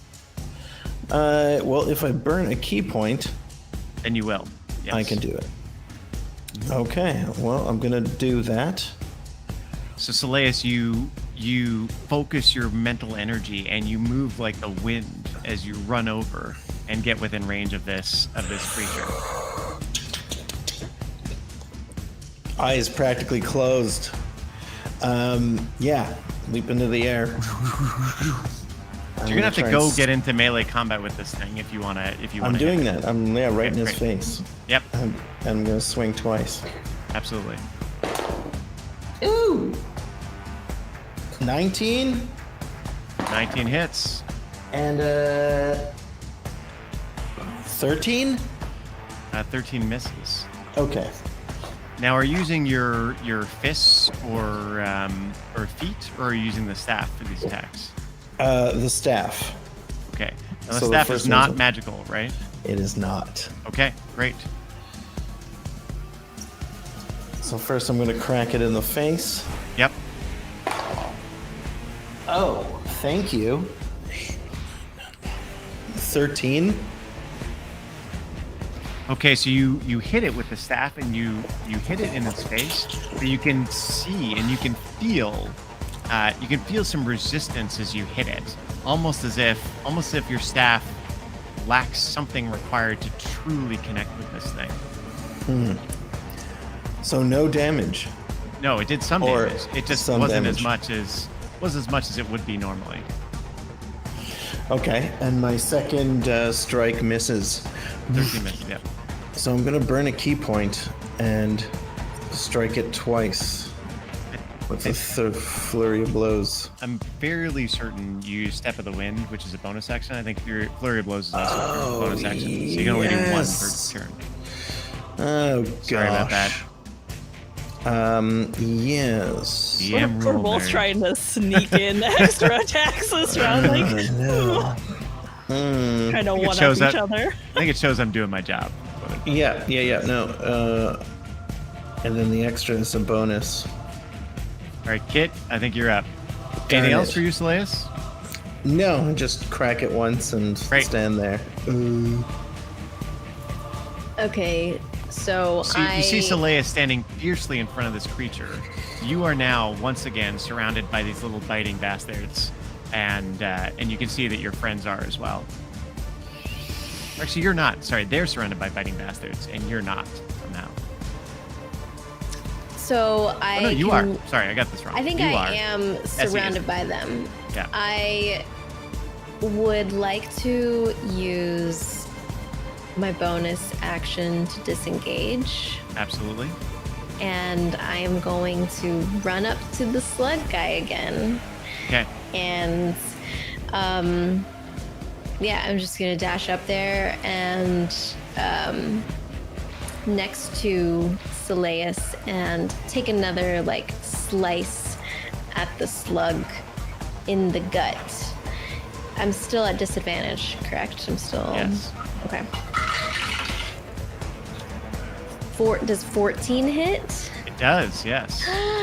That's wonderful. And I get my sneak attack damage. Don't actually, because you're attacking at disadvantage. Oh, wait. Yeah. Even if Seleus is with him? Seleus is. Yeah. If you attack at disadvantage, you don't get sneak attack. It's a real bummer. Gotcha. Okay. Oh, I rolled a 13 and his armor class is 14. That's that's 5 damage.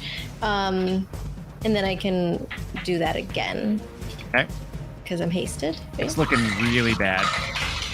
Okay, 17 to Hits. hit, and then oh, that's 7 damage. So as you stab it the first time, you take 7 points of damage. Once again, I take as 7 you points do. of damage, As to get in there, you get hit. Okay. But you're still alive. As you come in for your last hit, and you do succeed.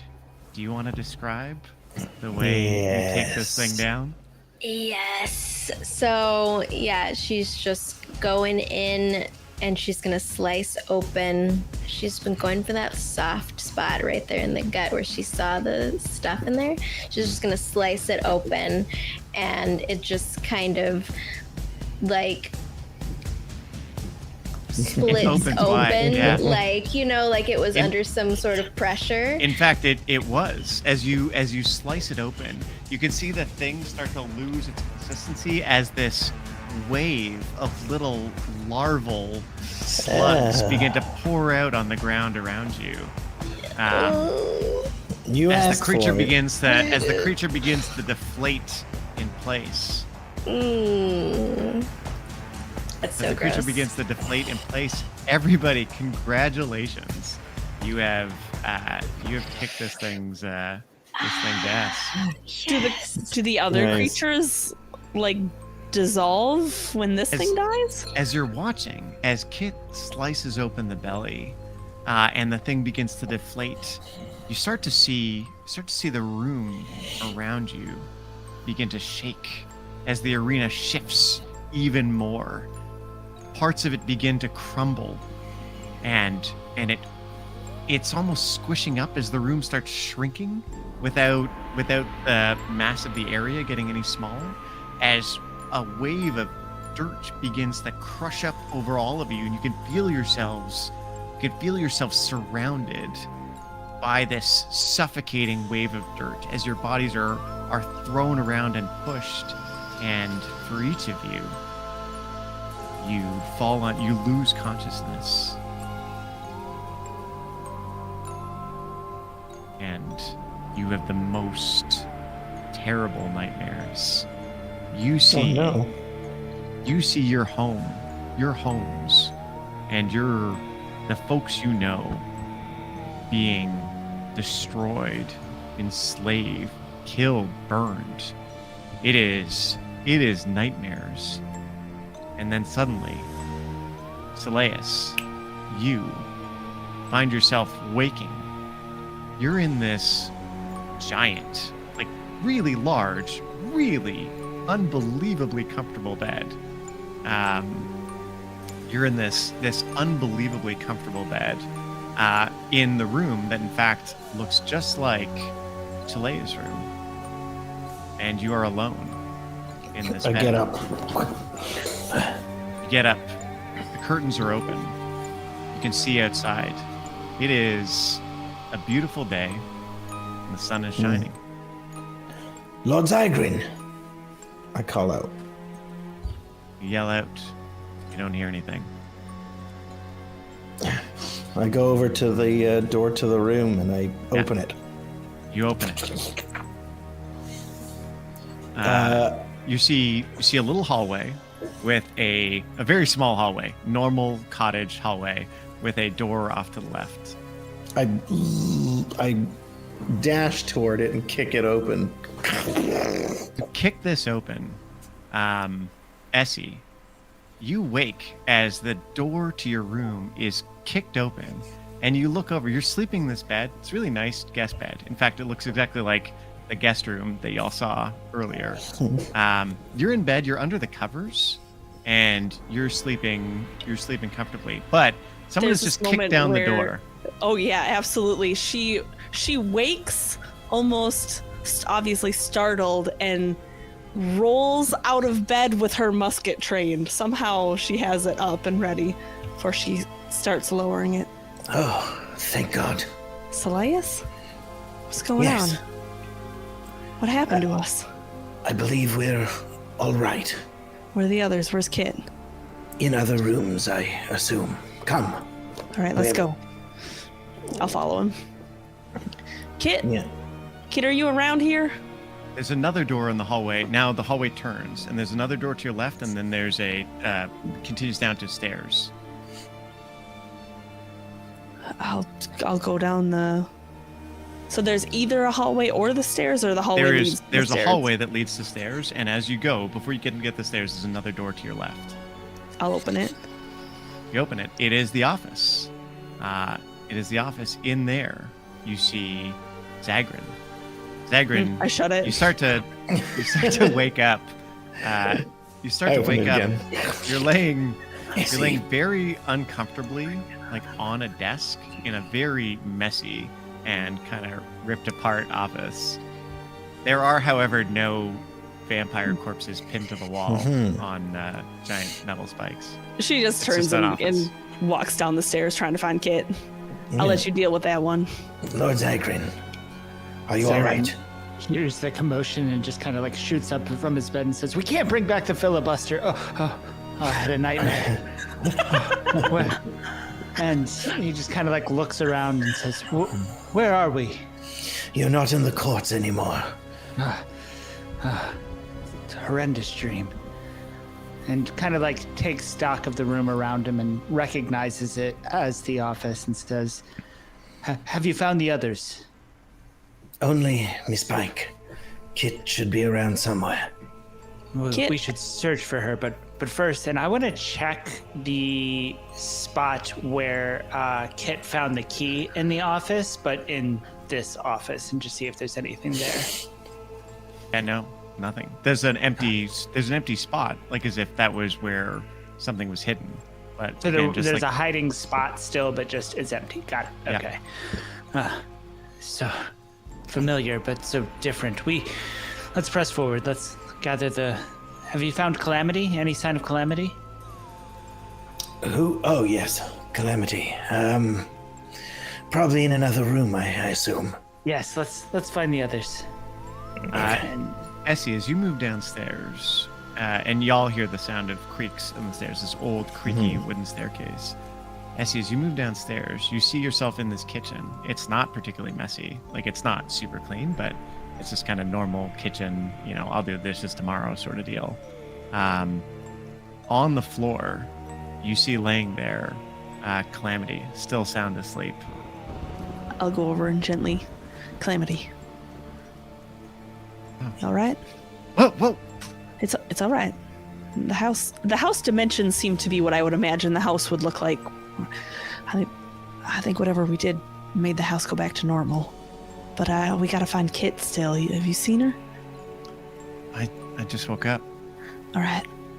You want to come with me? Stick close. As that's happening, Zagrin and Seleus, you come downstairs. Probably downstairs. Yes. Can you think of any other rooms that we did not check? So there's still, in fact, right through in the kitchen, there are two doors. Actually three doors. One that leads to the foyer, kind of the way y'all came in, or the way the house was laid out, right? One that leads outside from the kitchen, and one that leads into a pantry and another hallway. So there's a couple different ways that you can go here. I'll check the pantry out. Yeah, so you open up the pantry. It's a pantry. It's stocked with normal stuff. I'll get Seleus one door, and I Zagrin? guess. Okay. Do you want to go the hallway kind of back towards where you expect the basement to be, or do you want to take the hallway towards the entrance? I'll take the hallway toward the entrance door. As you look at the hallway towards the entrance door, it's in fact not a hallway at all. It's just another room, and it leads right into that foyer. Mm-hmm. You see that body laying on the floor that you remember from before, and you see Kit standing over it, dagger in hand.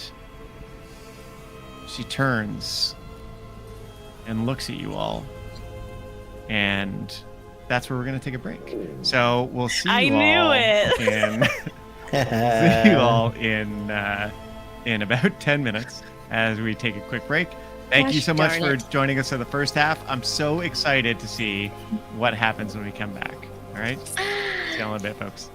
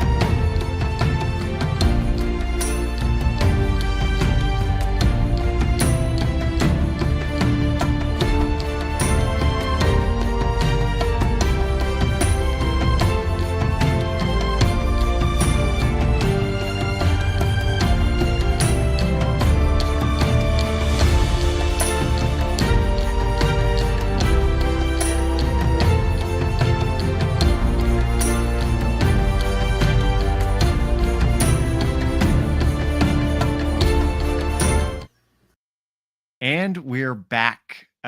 First off, I want to say thanks to everybody during the break. And it reminded me that one of the things I like to do at the beginning is thank a lot of folks, and I didn't do it. So I'm going to go ahead and do it now. So yeah, that's the Canadian in me. You're going to hear a lot of thank yous this portion of the stream. So starting off with one, I want to say thanks to all the friggin' amazing people that help make this show a reality, specifically all these people who are here with me playing characters, dealing with horrific descriptions of things, and continuing to kick ass and defeat the bad guys, which makes this all worth it from that perspective. I want to say thanks to all of you out there watching, right? This is really fun to do, and we do it because it's fun and it's awesome, but we also do it because we like to entertain people. And so I'm really glad that you're willing to watch it and share this experience with us. Thank you. And I'm pretty sure everyone else says thank you too, right? So yeah, thanks a ton. Want to mention a couple things, right? Of course, everyone that helps make the 5e scene so awesome, right? Like we're really grateful to play, grateful for other shows that help, help teach us how to do this sort of thing and help inspire folks in the community. And last but not least, today I'm using some rules from the folks over at MCDM. You can check out their book Flea Mortals that isn't out yet, but is going to be out pretty soon. It's got rules for some of the things that I used actually today during the session, and I had a great time. I thought they were really fun, and if you enjoyed it, maybe check it out. And that's all the thanks I had. So let me do a quick recap of what you missed if you're just joining us now. If you're just joining us now, hi, great to see you. And let's talk about what's happened. In fact, for everybody, whether you joined us last week or not, give you a quick recap. Right now, our heroes are in the city of Eurosa. They've traveled, part of them have traveled all the way from the neighboring country of the Kryn dynasty through what is effectively hostile territory to meet with their friends, join a caravan, friends, maybe is a strong word, companions, join a caravan together and make their way to the city of Eurosa, where there is a incipient gang war coming up. There's about to be a gang war in the city. As part of dealing with that and in making friends and allies within the city, the party decided to take a mission for a woman named Danelle, who runs a place called the Manoir, one of the two main casino hotel brothels in the city of Eurosa, and she is vying for power very directly with the owner of the other one called, well, his name is Falchion, Devon Falchion, and he runs a fancy establishment called The Hole, or affectionately known as The Hole. In order to aid Danelle, they went to find Chalea the Oracle, and as they did so, they found that the house something had gone terribly wrong. And they had to go through this haunted house. They found the ghost of Chalea. They fought a number of enemies, and they faced a lot of their own fears. And it all culminated with the first half of this episode, a very interesting and dynamic fight where they defeated this demon that had taken root inside the home, and things seem to have gone back to normal after they defeated it. Now our party is all together. They've been walking through the house, and they've come upon Kit, and Kit has turned to them. And Kit, there are 4 strangers in your house looking at you. You're holding a knife and you're standing over the body of someone. You're not sure who it is, but you know that their death doesn't bother you, and you're wondering who these people are. And the floor is yours. Who are you? My name's Elspeth Pike, and I'm sorry to say, but you've taken over the body of my friend, Kit. Excuse me, you're in my home. Your friends outside, they asked us to come and help you. Maggie and I don't remember the other one's name, but Maggie for sure. As you hear this, you have a moment of real confusion. And you have a moment of real confusion. You have the strong urge to go outside, and then suddenly you feel this wave pass, and you're once again Kit. And you're looking and you're seeing your friends there in front of you, and you don't remember how you got here or anything since the fight. Essie? Kit, is that you? That's me. What happened? We all woke up in different rooms. I don't know what, but the house is fixed, and you were talking in a different accent. I think you were Chalea. She's in your mind now. What happened? I'm looking down at the body. Does it look like when we came in, like the same kind of like burst? Okay. But I'm holding my knife. I look at it. It's still covered in that black, thick, almost tar-like consistency blood. And you are all covered in wounds, by the way. So all the wounds that you had from the fight are still with you and on your body. In fact, Kit, you feel this strong wave of fatigue. I'm sorry about that. You feel a strong wave of fatigue as that energy that you had during the fight leaves you, and you almost can't stand. I'll just kind of lean forward. I'm so tired. I'm gonna like transfer my musket over to my other hand and like gently, quietly just kind of approach. I think you should hand off your weapons to me, Kit. But it's me. When she was in my mind, I'd be me for some time, and then she'd take over. She was real aggressive when it was her talking a little bit ago. I don't want to force you, but I think it might be best if you didn't have your weapons on you. At least turn it back into a key.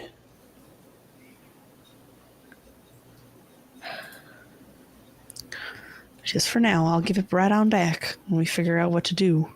Let me just turn it into the key again. But you'll be able to turn it right back into a dagger.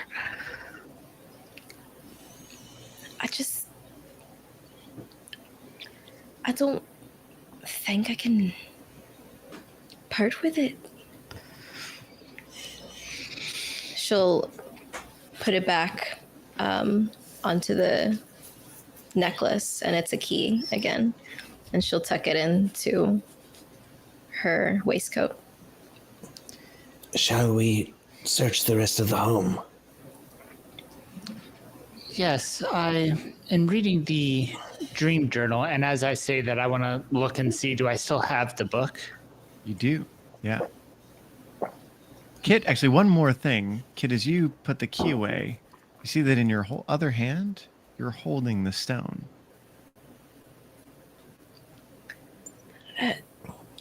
How did I get this? I remember finding it, but... You want to hand it over? I can figure out what it does. In fact, Kit, you feel, once again, you feel this wave come over you. And you want to say, you're still unclear as why these people are in your home. But you feel like you owe them.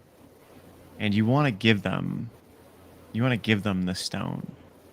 This is a gift of some variety. So Kit, you all see Kit straighten once again. Her bearing changes, her stance, her head kind of tilts a little bit to the side. And go ahead. All right, here you go. She'll hand the stone over. Thank you, Chalea. We came in here to save you. your house was all sorts of a mess. There was a pustulous creature downstairs. It was hurling necrotic energy all around, and your house was fracturing. As you hear Essie's words, like you get these memories, like these painful memories come up, and you feel visions, and you know your head shifts, and you're confused. And once again, this personality recedes, and Kit is able to come to the fore. This time, you remember having this other person in you. They were really grateful, and they were trying to give the stone over as a gift, but the rest of their intent was very unclear. I'm sorry. I wasn't myself for a minute there. It's all right. Why don't we... Do we want to get out of this house? What if Chilea's body is in another room? I don't know what we'd do with it necessarily, other than I don't think she can return to that body. Don't we still need to get the answers? Yes, well, the stone looks marvelous, and I'm sure has some import. I believe that we're tasked with finding information, not a stone. Perhaps we should check to see if the body of Chalea would be where we left it. I'm not sure if the dungeon corresponds to the basement of this home, but worth an investigation at least. Lead the way, Lord Zagrin. Yeah, And so I'll there's a summon sitting Liamnor room. again, and I'm sorry, please. summon Liamnor in one hand, and then like drink a health potion in the other, and say, "Let's check it out." Yeah. So to your left, there's a sitting room, and you look at it. It's just a little sitting room. Past that, there's that hallway that connects over to the kitchen, and you can see there's a stairs down to the basement there. Like you expect, so slightly different door, a little bit thinner and smaller. It's got a little hook latch on it, but it's not locked, and you're able to open the door. There's relatively steep stairs going down. Looks like it's about 8 steps, and you can go down into the basement. This looks like it's a dirt basement. Yeah, I'll keep marching forward. Mm-hmm. You go down, and while it's dark, you're able to see pretty clearly that there is a body of a young woman laying on the floor. Does it look like Chalea? Yeah, it looks like the body that y'all saw in that last room. There is, however, no dungeon down here. It's just a normal dirt cellar. Yeah. It looks very much like you saw it there. The chest looked like it's been ripped open, and something crawled in, but you don't see anything in there. I'm gonna look at Kit, but I'm gonna say, Chalea, are you still in there? Kit, you feel sad looking at it, but you still feel very much like yourself. That's me. That's me, Kit. You wanna give me the signal just to make sure? Bark, bark. All right. We know it's you. Miss Pike, do you still have the stone? I do, yeah. May I see it, please? She'll hand it over. And you touch it, and each of you that you've touched it, you notice that it feels warm. Like, it feels just really good to touch this thing. I kneel down by the body, and I place the stone in the open cavity. Okay. Yeah, there's no particular spot for it. I think I can. Why don't I figure out what that is before we just start putting it in dead bodies? She'll dig into her bag of holding, and it's almost like fantasy microscope comes out again, and she's gonna look around for somewhere to put it. Couple things, guys. It's dark, and it smells like there's about an 8-day-old corpse in this basement. Mm-hmm. Yep. In addition to nothing- musty and damp. Nothing happened when I put the thing. Well, I science tried. doesn't wait for a clean environment. Hand her over. There you go. I'll put the stone and then put my lenses down, and energy, like almost magical energy, will coalesce on her hand and almost like tease the microscope, and then it'll flare to life, and I'm going to cast Identify. Okay, so it's going to take you about a minute. You're going to do that here? Yep. Okay. Like I said, investigation don't wait for a clean environment. While she's doing that, Zagran's going to be flipping through and reading more of the dream journal. Yeah. And Soleus will check the room really quick. Just give it a once over. Yeah. So, Essie, you're able to understand that this little stone is lucky. It is lucky to the point that effectively, right, when you're holding it, if you attune to it, you can use 1 point of luck to re-roll any 20 you roll or any 120 rolled against you once per day. Lucky. Yeah, once per day. Now you're looking at it, it's about the size of an eye, but it's a little bit flatter and more oval.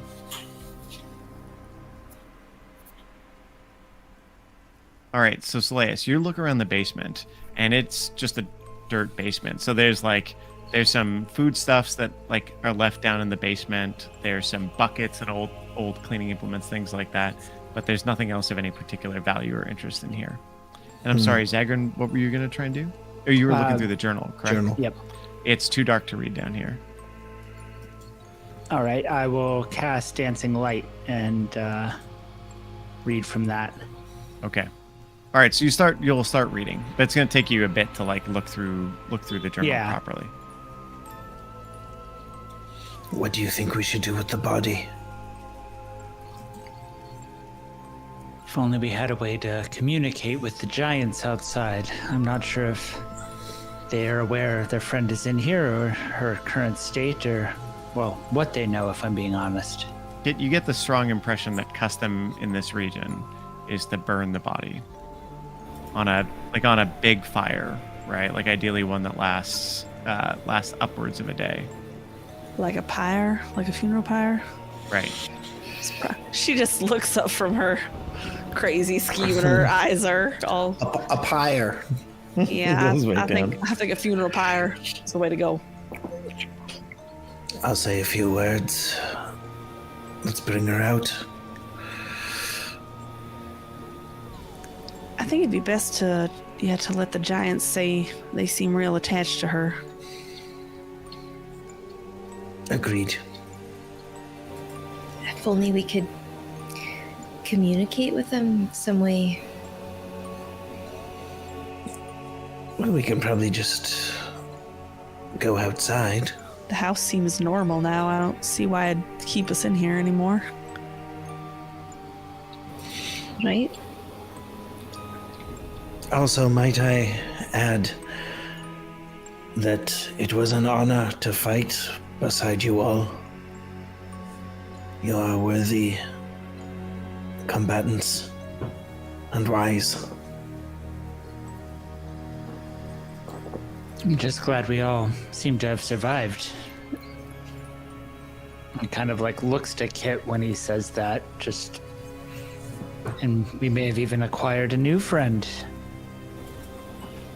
It's just me. Calamity looks at you. She goes, "That was your friend already, Zagran. Don't worry about it." Of course, of course. You all did well. I don't think we could have survived without you. As did you. Thank you. Let's get out of here, though. Please.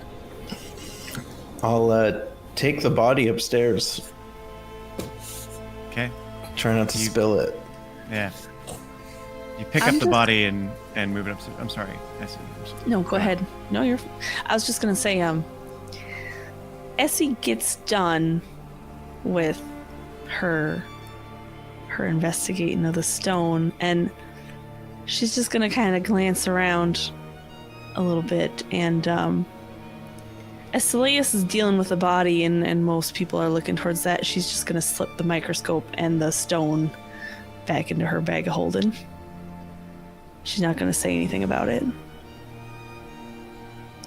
And then she's gonna follow Soleus as he takes the body. Just real casual. Okay. Give me make your way.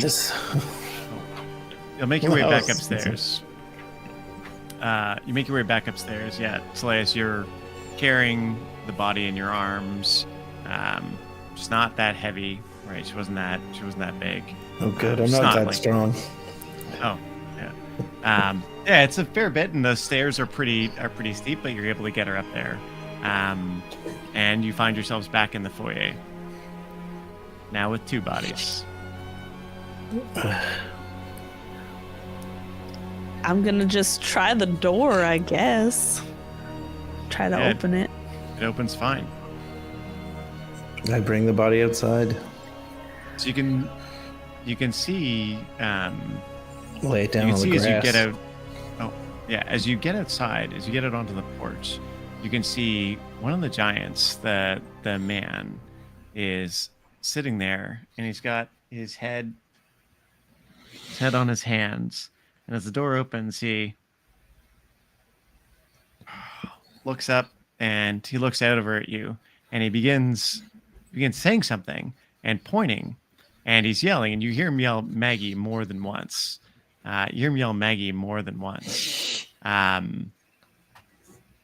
Sorry, give me just 1 sec. You hear him yell Maggie more than once, and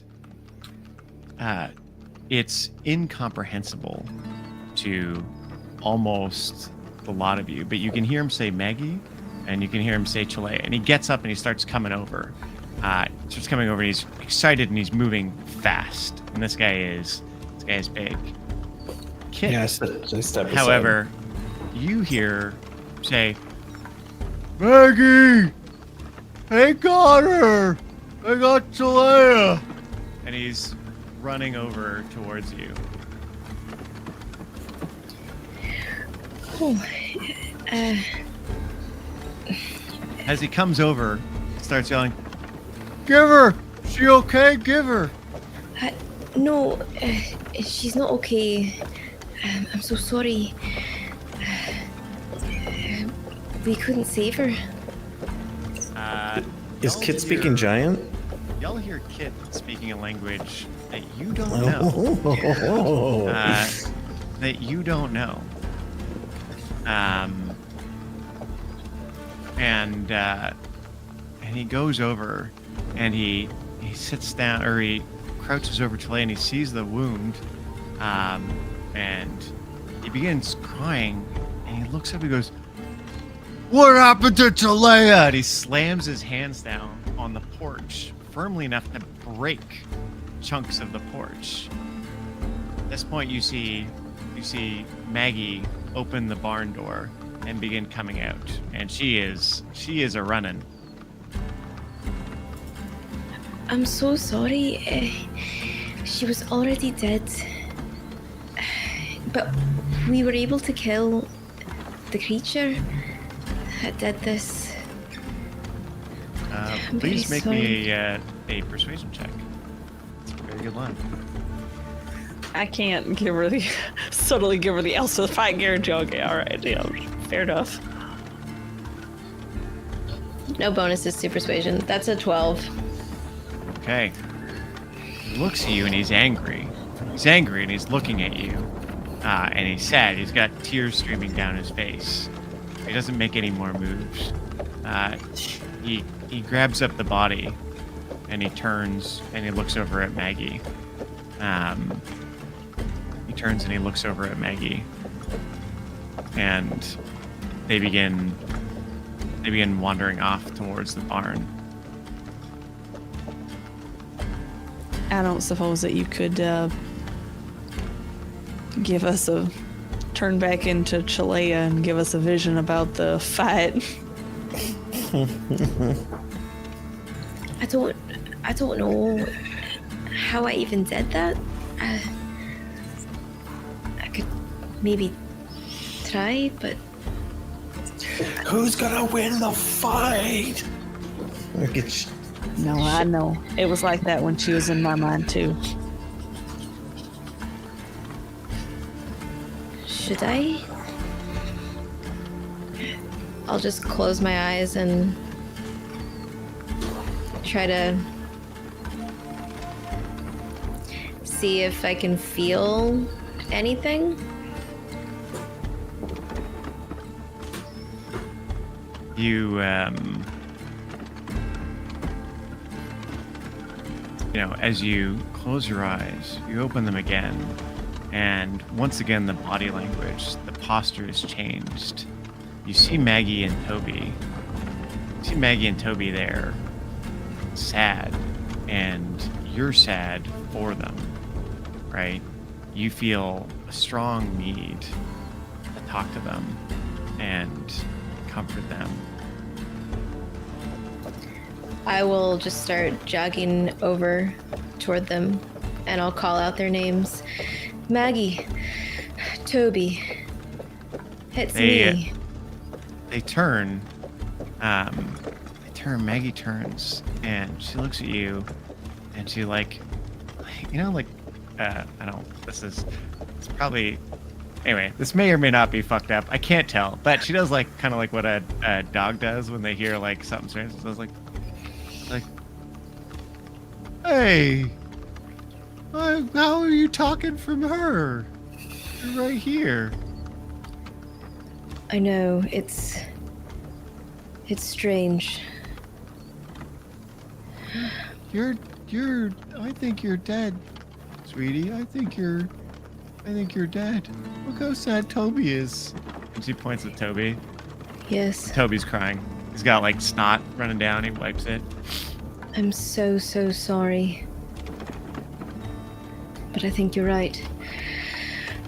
You were too little. We kept saying you were too little. Toby said it. Toby nods. Too little. Is survivability directly related to size? Because Calamity doesn't stand a chance. I'm sorry to leave you. Where are we gonna go? You can stay here. If you like. Even without you? Yes, of course. Okay. I'm gonna take the other you back to the hills, okay? And we'll be back. All right. You are tired, Kit. You're tired. You realize that you need to rest for a bit. As you look back at these people, you know what they came for, and you remember that you intended to give them the stone. You don't know why, but you know they needed it. And you owe them a little bit. As that thought comes through, you realize that it's time to rest. And suddenly, Kit begins reasserting herself.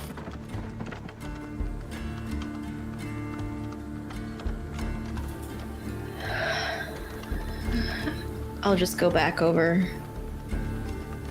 Slowly. Exhausted. You all right? I think so. I'm tired. I need to rest. Do you think you can make it back to town, or do we need to hole up here in Chalea's house? How far away are we from town? Down a couple hours. Also, y'all left your horses kind of down the hill and didn't really didn't really scare much, so it's going to take you a little bit. It's going to take you a little bit to round up your horses if nothing's happened to them, and then a few more hours to get back to town. And it's early morning at this point, right? Like a little bit after the rooster crowed, sort of deal. So we were in that house all night. Seems to be like the timeline, or at least one night. So you saw the sun go down, and it is now morning. How much time passed in the interim is unclear, but certainly at least one night. So backwards. You said that as Chalea, I knew what this group of people wanted. Yeah. In the and sense you knew that you wanted to give them the rock, and it's what they needed. Stone. Okay. When I was Chalea, or when she was me,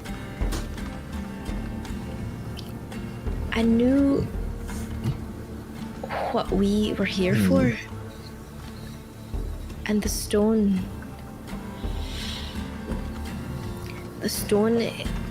it somehow, it'll give us what we need. I wish I knew how. I have an idea. Miss Pike, do you still have the stone? Yeah. I've got it. Zagran's gonna reach into his bag and he fiddles around and pulls out a white pawn and a black pawn from his dragon chest set, and perhaps hand the stone to Kit. And he starts to put the two pawns behind his back and sort of like shuffle them around, like you can hear them swapping hands. Kit, when you're holding the stone, pick either the left hand or the right hand. Left will be white pawn will be for Danelle's champion, and black pawn will be for Falchions' champion. If it's luck, we have 50-50 chance on a normal day. With any luck, we'll pick the winner and get the answer to this question. There are so many holes in that idea, I can't even count them, Zagran. How in the heck is that going to help us? Well, if we're lucky, it'll work exactly as we need it to. What do you mean, lucky? She didn't tell anybody what the stone did. Oh. Okay. Well, then I'm going to flip a coin, and he pulls out a gold thing. And if we're at the site of this, I mean, honestly, there's a chance that we leave before Danelle finds out if we're full of crap anyway. And he's just going to flip the coin. And I'm going to say even is Falchion, and odd is Danelle. And unfortunately, the coin suggests that Falchion's champion will win. We can tell Danelle that we came to the home, found the oracle, performed a ritual with her, and now we have the answer. I'm not doing that. Listen, Zagran, that might be a good idea where you come from. But where I come from, powerful people like that, you don't just bullshit and lie your way out of a situation. We're gonna go tell her the truth, and that's gonna be that. There's no way we could have avoided this. We did the job that she asked for. We checked on Chalea. We found her. There's no way that can be held against us.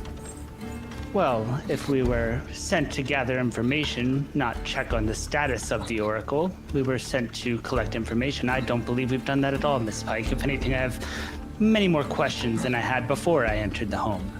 If you want to screw over the most powerful person in the city, go ahead, but I'm not partaking in that.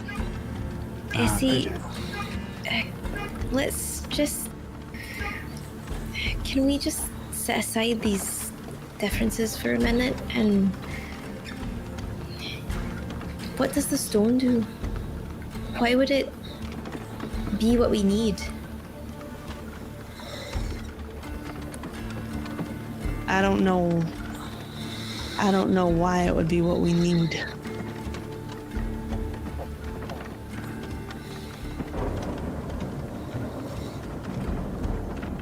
I'll go get the horses. Can I hold it? Maybe. Yeah. You can hold it. She'll reach into her bag, hand it over. Kit will just like look from Essie to Zagrin and If she tries to give it to Zagrin, Essie is gonna block it. Cross that bridge when we get to it. So yeah, I'll just hold the stone. So it feels great. It feels warm in your hand. It feels good to touch. It feels soothing.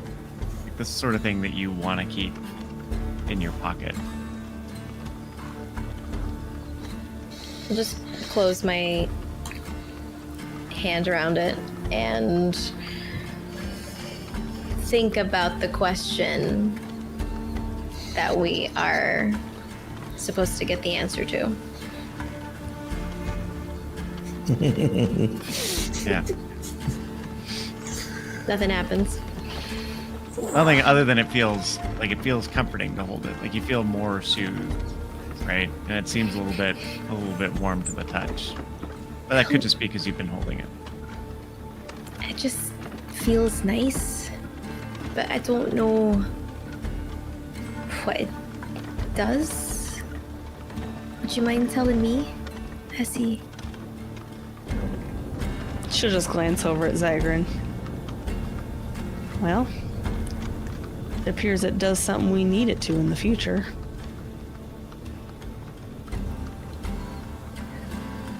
Well,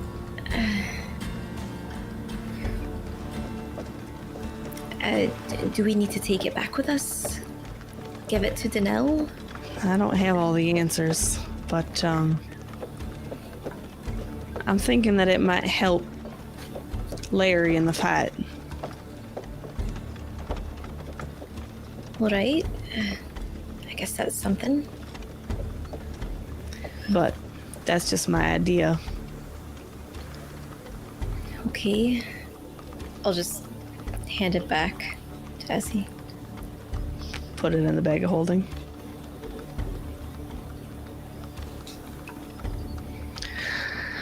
I think if you can hold out, it's probably best we get back to town before you crash for the night. I certainly think we've spent enough time inside of that hellhole. All right. What you said about giving it to help in the fight? Might be better to just loan it. I feel like that's right. I don't know why, but maybe it's still Chalea.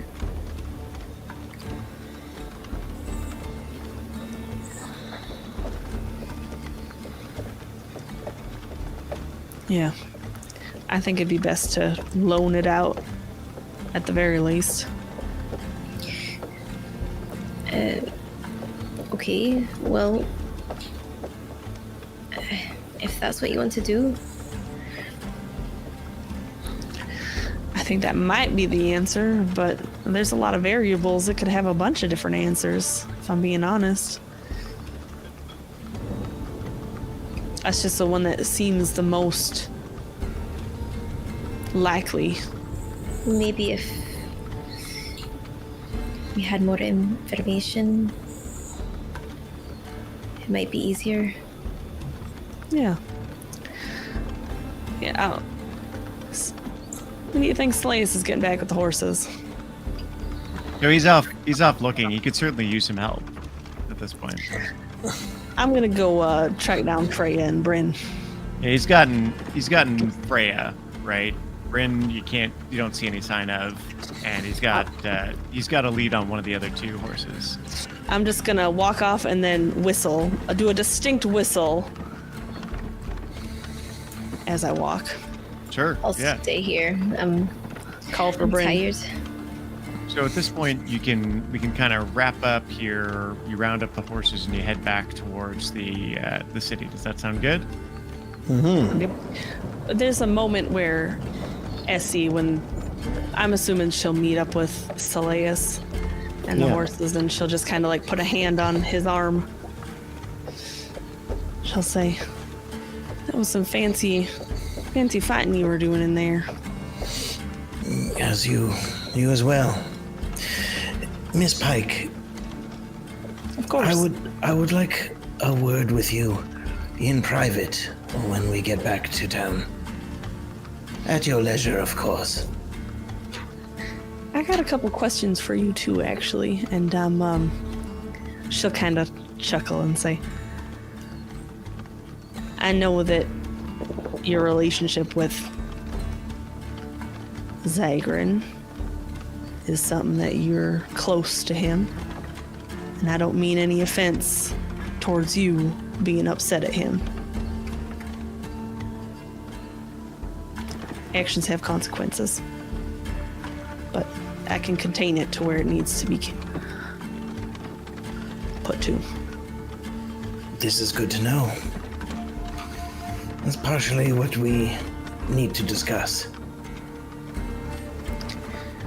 You want to meet? Is there like a rooftop on the Manoir? There isn't, although that would certainly up the property value. You got the front balcony, the big front balcony, and you have Danelle's private balcony, but she's unlikely to let you use that. A room would suffice. What about the front balcony? Any place away from prying eyes and ears. I see what you're saying. All right, well, we'll find a place.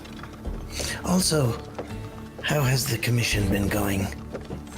I've been too busy dodging eldritch horrors and pustulous monsters to deal with it. But once we get back to town, I'll start working on it. It was my attempt at a joke. She'll take off her glasses and like rub her eyes, exhausted. Put them back on. I'm sorry. My humor's not quite what it could be at the moment. I'm sorry. I'm a little on edge. Oh, it is all right. A good night of rest will do us all wonders. Sleep can cure all sorts of ailments. All right. She'll just mount up on Freya. All right, so y'all are able to gather the rest of your horses, and you begin moving back towards town. You're moving back towards town, and as you go, you see like the same places that you saw. See the same places that you saw along the way in. So the same place you saw along the way. You kind of get into town. You're on that main road, this time coming in from the westerly side. There we go. And you're moving down the road, not too far in. You see a group of three men, kind of sitting on a porch, hanging out and just drinking. And what's notable, there's a fair bit of this going on, even though it's relatively early in the morning. But one of them kind of slouched back and relaxed and just looking at you all is a fairly large dragonborn man with a distinctive set of golden scales. He's not wearing any armor. He's just kind of wearing a regular loose-fitting shirt, pants, and he's looking out and watching you as you go by.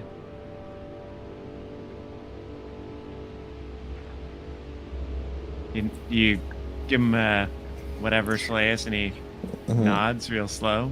Does he look haughty? Like, what's his overall vibe? He looks... I didn't ask with a body. Is he a hottie with a body? With a U. He's a very muscular man and a very tough-looking dragonborn man. But he doesn't look haughty. He looks really like relaxed, but also very ready. Like he's leaned back and he's got the bottle in his hand, but you can see based on his body position, it wouldn't take him very long to get up and be in a position to fight if he needed to be, in spite of that seemingly relaxed position that he's in. So No, he doesn't look like he's looking for trouble, but he looks like he's very much ready for it, and not particularly hostile or anything. Just kind of leaning back there. Yeah, we go right past him. I'll maintain eye contact for like an uncomfortably long moment. He absolutely smiles at you, and it's a winning smile. Like with you looking at him, like it gives you like a nice smile. Well, come on. He goes, "Not that easy." "Ma'am, good to see you." Well, I can bless everyone's day when I come walking through. Yeah, nice. All right. All right, so y'all continue on. And before long, you're able to make it back to the manoir. So we can stop with the ominous music and we can go to something a little more pleasant. I'm gonna, when we drop the horses off, like instead of letting the stable hand untack Freya and Bryn and rub them down, Essie's gonna do it. Like she's gonna tend to her own horses.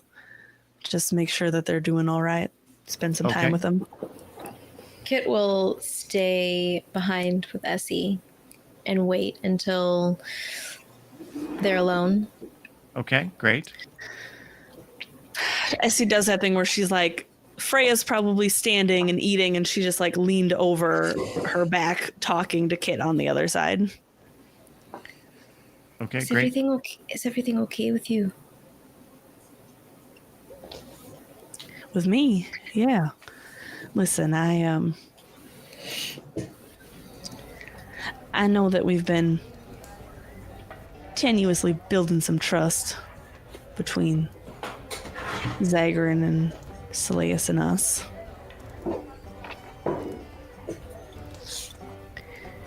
And I know that maybe I should let those comments go.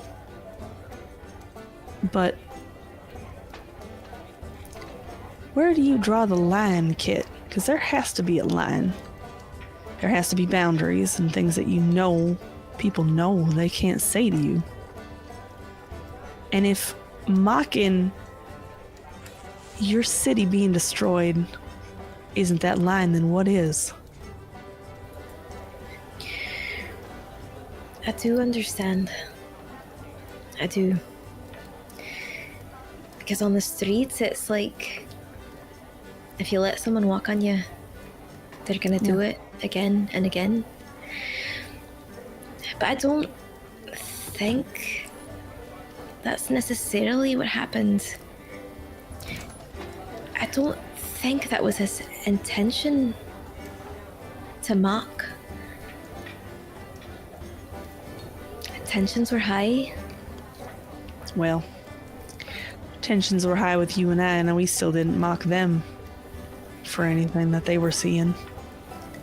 Listen, she'll just, like, again, take off her glasses and just, like, set them on Freya's back and just rub her eyes. And then take her glasses back up and put them on.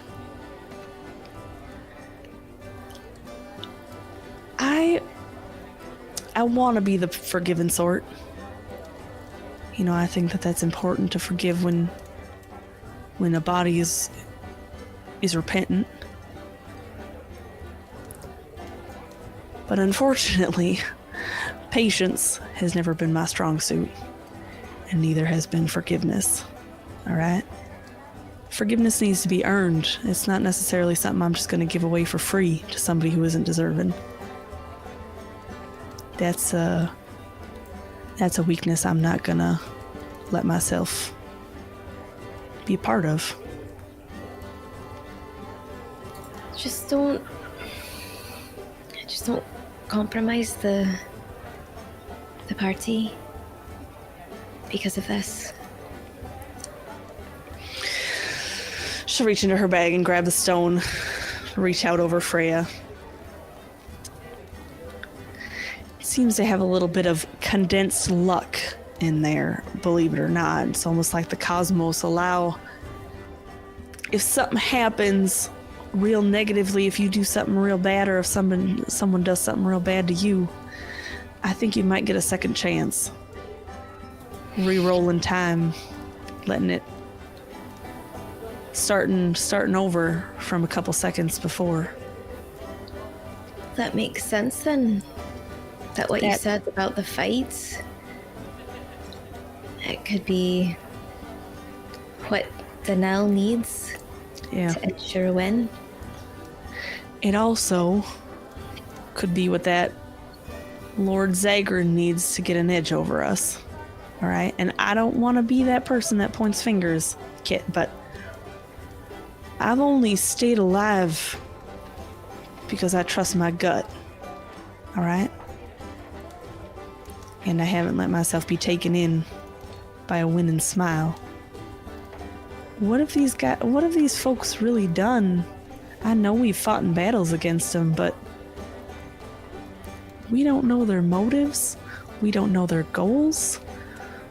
We need to make sure that we know who these folks are before we start trusting them. If they're gonna say things like that, I think you just need to be careful.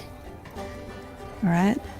Not necessarily do anything aggressive, but just, I care about you. Right now, I don't give two shits about Zagrin. So, I want to make sure that you and I are safe before anything else. All right? And if I need to give Zagrin the cold shoulder to do that, I'll do it. You're much more important to me than either one of those boys. I appreciate that, and I know what you mean, but I think if you want to keep me safe, the best course of action is to keep the party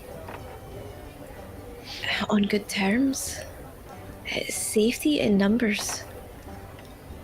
And if you're isolating two of the people that have had our backs and saved our lives multiple times, that's going to put us at a disadvantage. I'm not apologizing first. But if he comes to me, I'm not against the idea of letting it go. But I'm not extending that branch. That's as good as it's gonna get, kid. All right. Just maybe keep it a little cool, you know? Not so cold. So you're saying I should shoot him in the butt, and then I'll feel better. He'll be in pain, I'll feel better, and then we can just let bygones be bygones? No, I'll do it in the foot, too. Shooting, just maybe, I don't know, you could accidentally slam his finger in the door or something. Keep the weapons out of it, though. I like the way you think. All right, forgive but don't forget is what you're saying. I gotcha. All right. We're gonna cut to Slayus and Zagrin and Calamity. So y'all walk into the bar proper, or y'all walk into the manoir proper. Once again, you know, it's fairly early. It's bustling. It's not as bustling. Like the gambling's really not picked up. You see Calamity as she walks in, just looks at you two and she's like, "I'm going to the bar. Drink." Yes, lead the way. Zagrin's gonna follow. Yeah. And she once again, you know, climbs up using 2 bar stools. She manages to climb up onto one. It's a bit of an effort for her. She gets up. She gets on her knees and puts her elbows on the bar. She's like, "Barkeep, I need something strong and food. And you?" Make it 2. 2 of the same. Slayus, did you come along or did you go off? I went off. Okay. I went upstairs to the quarters. So she looks at you, Zagrin. She goes, "Oof, so, got tense, eh? Was that tense? It was tense." There was a lot of tension, but I had to get her back for that whoopee cushion bit and kind of elbows Calamity, ha ha ha. Yeah. I don't know. I thought I kind of thought y'all were going to kill each other for a second, but I'm glad that didn't turn out. We all survived. We did what we needed to, and we made it out in relatively one piece, and kind of like looks and pokes his hole in his armor again, and mostly unscathed. Yeah, I'd get that fixed. That looks bad. She starts like touching us, like, oof. I know, the Rough. sharp edges in the chain are going to end up impaling me if I don't get this touched up. Just shakes his head as the drinks come over and just says, to survival. Yeah. And she just downs it. Like, bam. Done. Look at her like impressed for a moment and then try to keep up, and I'm kind of dribbling a little bit, clearly not as seasoned as she is. Yeah. She looks over, she's like, Please. yeah. Nice. And yeah, y'all get some breakfast and boozy brunch. We've earned it. Yeah. When do we return to Sure. like the Yeah. bar? If I Like, if so I don't up to you. see Seleus, I'm just gonna pat Kit on the back and just say, "Get some food. I got a couple things to do, and then I'll be back." All right. And I'll go try to find Seleus. Yeah, you actually, so Kit, looking around the room, you see, while there's not a ton of folks, you do see Canal in the bar area, but not over with Zagrin and Calamity. And of course, you see Zagrin and Calamity over at the bar. Food's just been served, and they're eating, and they both look like they're a couple cups in. I'll go join them. Great. Hey! Yeah, Hello. Calamity smiles at you. It's like, whew. Rough night, eh? Indeed, it has been. I'll just motion to the bartender. Got to keep up with you two. I guess gonna tie one on. All right.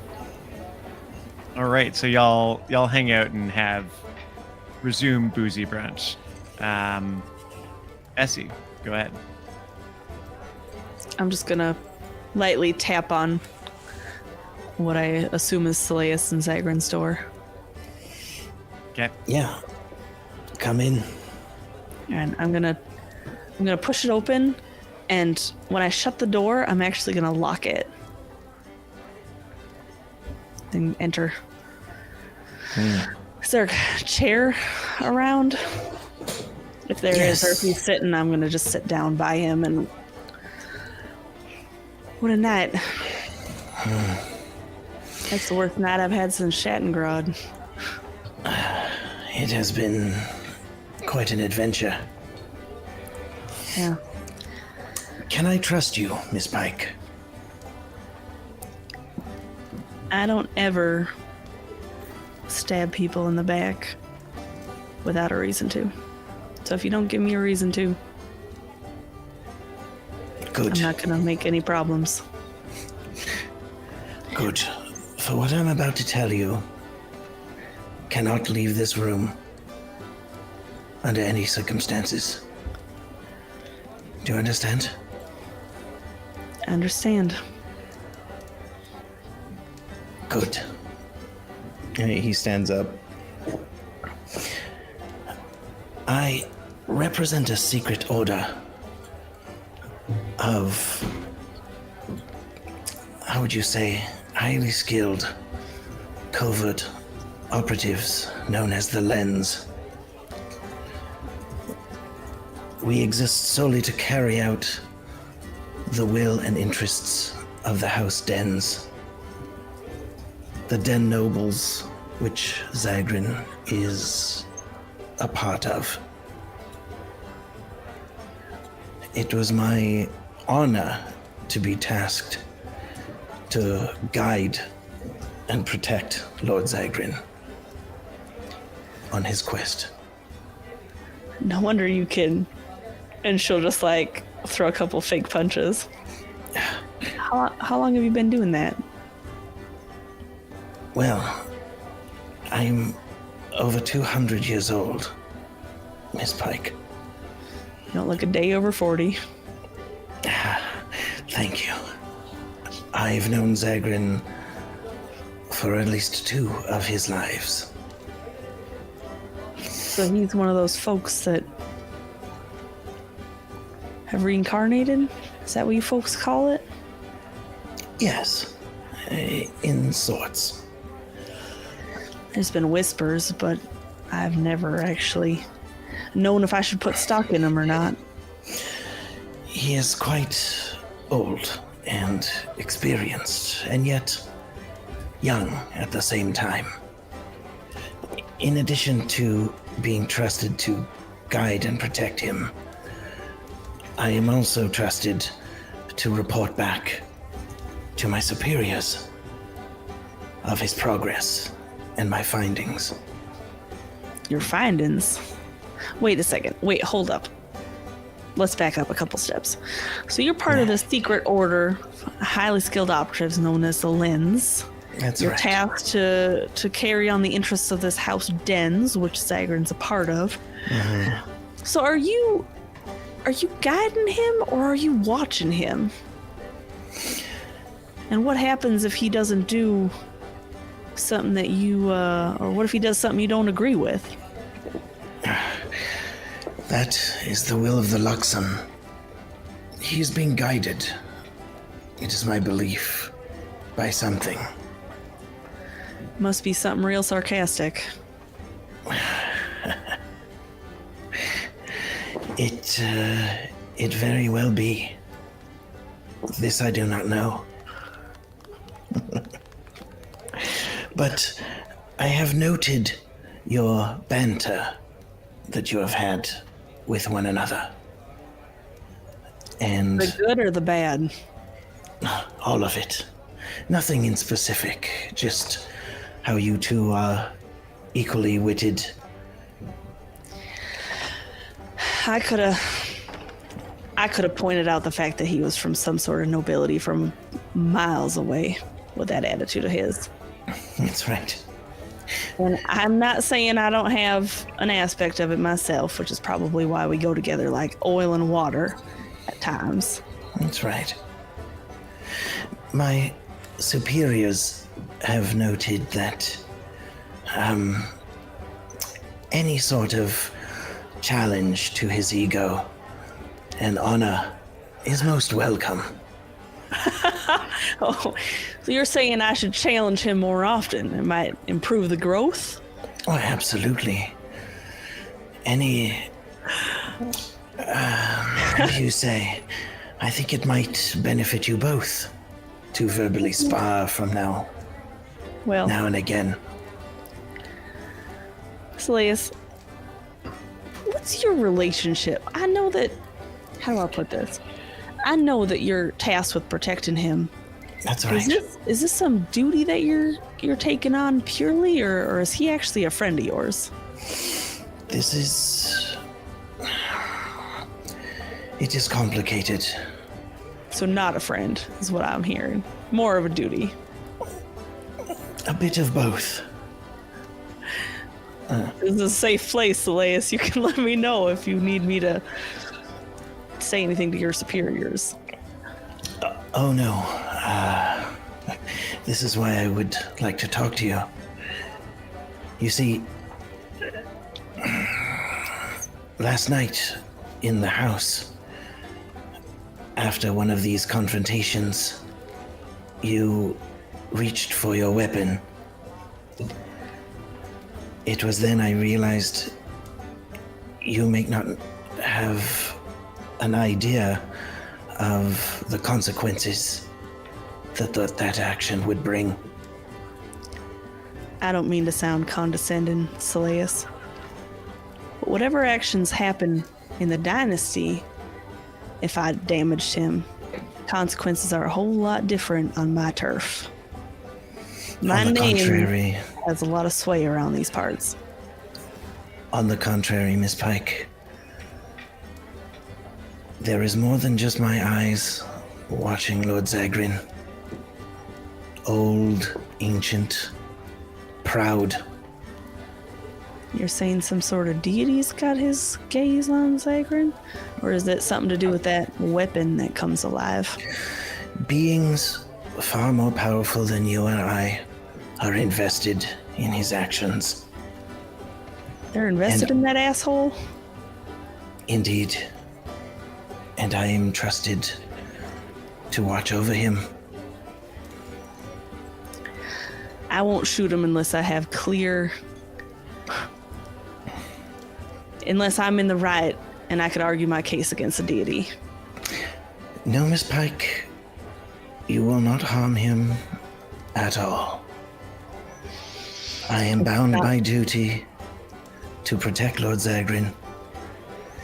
You have seen what I am willing to do to protect him. You have seen what I am capable on the battlefield. And although I respect your power and your knowledge, I would not hesitate. She'll chuckle and adjust her glasses, and she'll say, I'm not saying that I'm gonna harm him, and I respect where you're coming from, but quite frankly, I can't agree to never harm him. That's not something that I can promise, considering if he comes at me of my own. I'm sorry, Soleus, but I protect what's mine. Friends, family. And I hope we don't end up on different sides of the battlefield, because I don't really want to fight you. In fact, you're the person I'd want to fight least. Right? So I'm not going to go looking for ways to hurt him, but if he does anything... Well, I could assure you, Zagrin will not draw the first punch, as it were. Maybe not physically. That would take courage. But I must inform you that if word gets out that an Imperial noble has caused harm to Lord Zagrin, the retaliation would be swift. Your name has already been noted in our history books. Well, I think that that's flattering, even though that's a sort of veiled, not even veiled, way of telling me that you're going to off me. But, all right, so I understand. Let's put that aside, right? Because we're both professionals.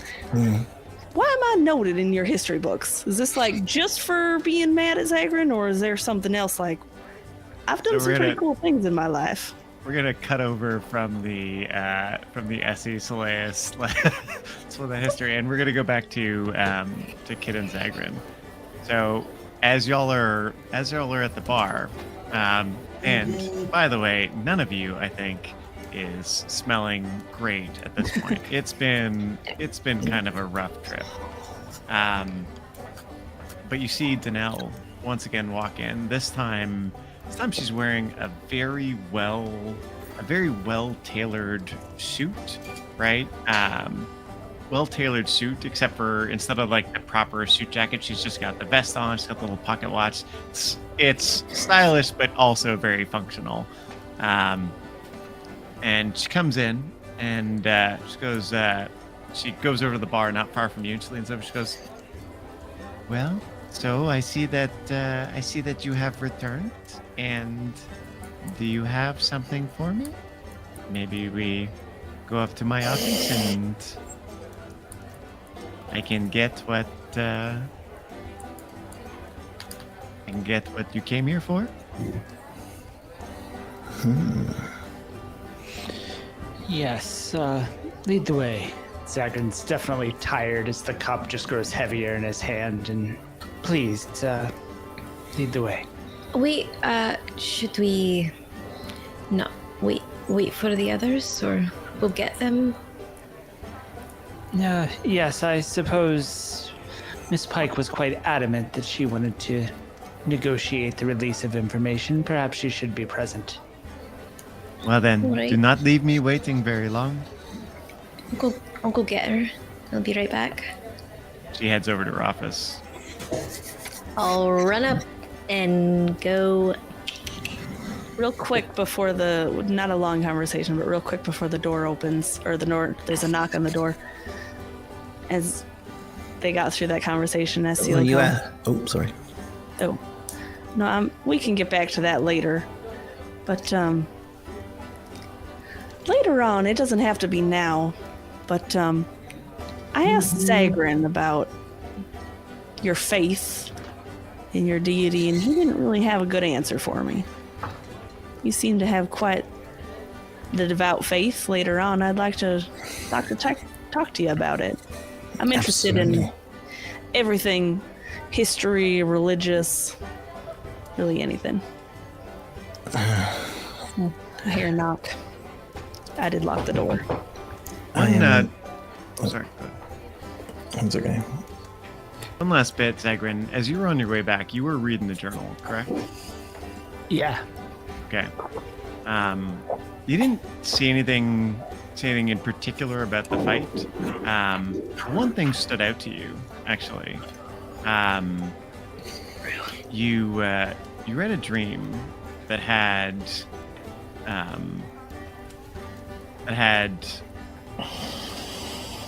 a man